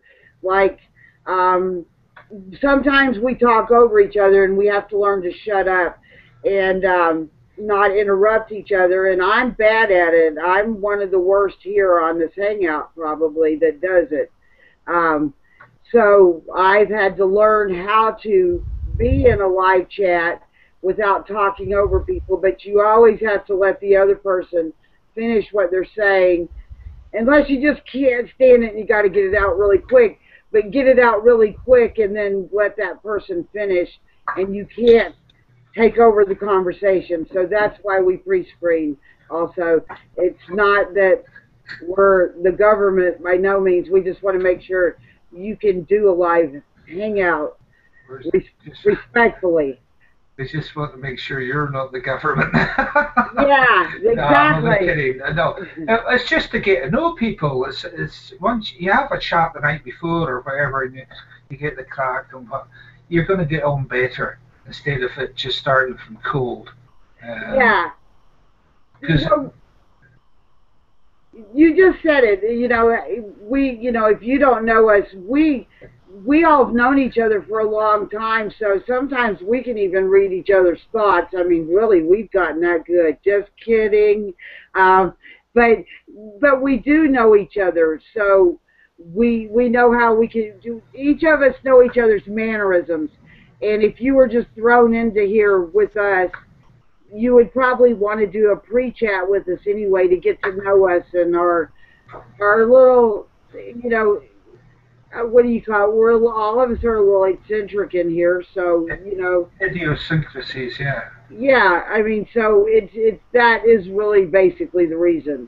Can you hold a thought till the ebb and flow gives you an opportunity, or are you just going to be, once you start talking, is it going to be just the floodgates wide open? Are you going to just going and going, and you got to be able to hold on to a thought till you get to a point, the ebb and the flow of the conversation, where you're going to get opportunity to get it in. You just got to be able to meter it out in humane doses for the rest of us. Patience. Yeah. Is what it is. It's patience. How long has this has been a great chat. I've enjoyed this. How long have we been going? Well over we're almost hours. 3 hours. 3 hours, yeah. So. Do you guys want to cut this off? You can have an after chat if you want. Yeah, we can. And like I said, we want to get other people, we really do want to get other people involved in these chats. So if you are interested, you can let Dystopian Empire, Ricky Mack, or me, or DJ know, or well, I would say us four, because we're the regular ones on here. And let us know and tell us what you'd like to talk about, and we will listen to you. And because we kind of don't have a real set schedule, we're going to start doing some. Also, you do realize that this at different times to accommodate, because we have people that are involved in our chats from Belgium, Rick Matt and his gracious wife, I got to send blessings to her for letting him stay up at all hours of the night sometimes to hang with us. The sun will be rising. He gets no sleep. So we're going to start doing chats that might be like at 4 a.m. my time, um, to accommodate so we can include the world. We're trying to make this a world chat. Um, so if you're from a distant country and you would like to join in, let one of us know. And if you need to be accommodated because of your work schedule, let us know, because we can work around it. Um, so, and would anybody like to say anything before I shut this down? Just thank you to a lot of the guys that have been replying back. Some of them have been dead funny and positive. Great. I would like to thank everybody who came and chatted, and I couldn't keep up. There was so many. You people are awesome, and if it wasn't for you people, we wouldn't be doing that. And that means that we're uniting, and that's a very good thing. And I thank you and love you for that. And Dis, is there anything you'd like to say? I agree. I agree. I appreciate people coming out and dropping by, giving comments, and getting involved.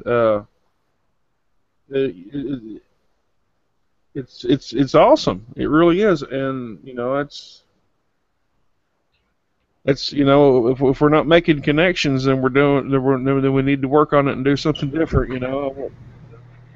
And this one, I'm sorry, I interrupted. This one, we did not know how anybody would take this chat that we were doing on frequencies and visions and dreams.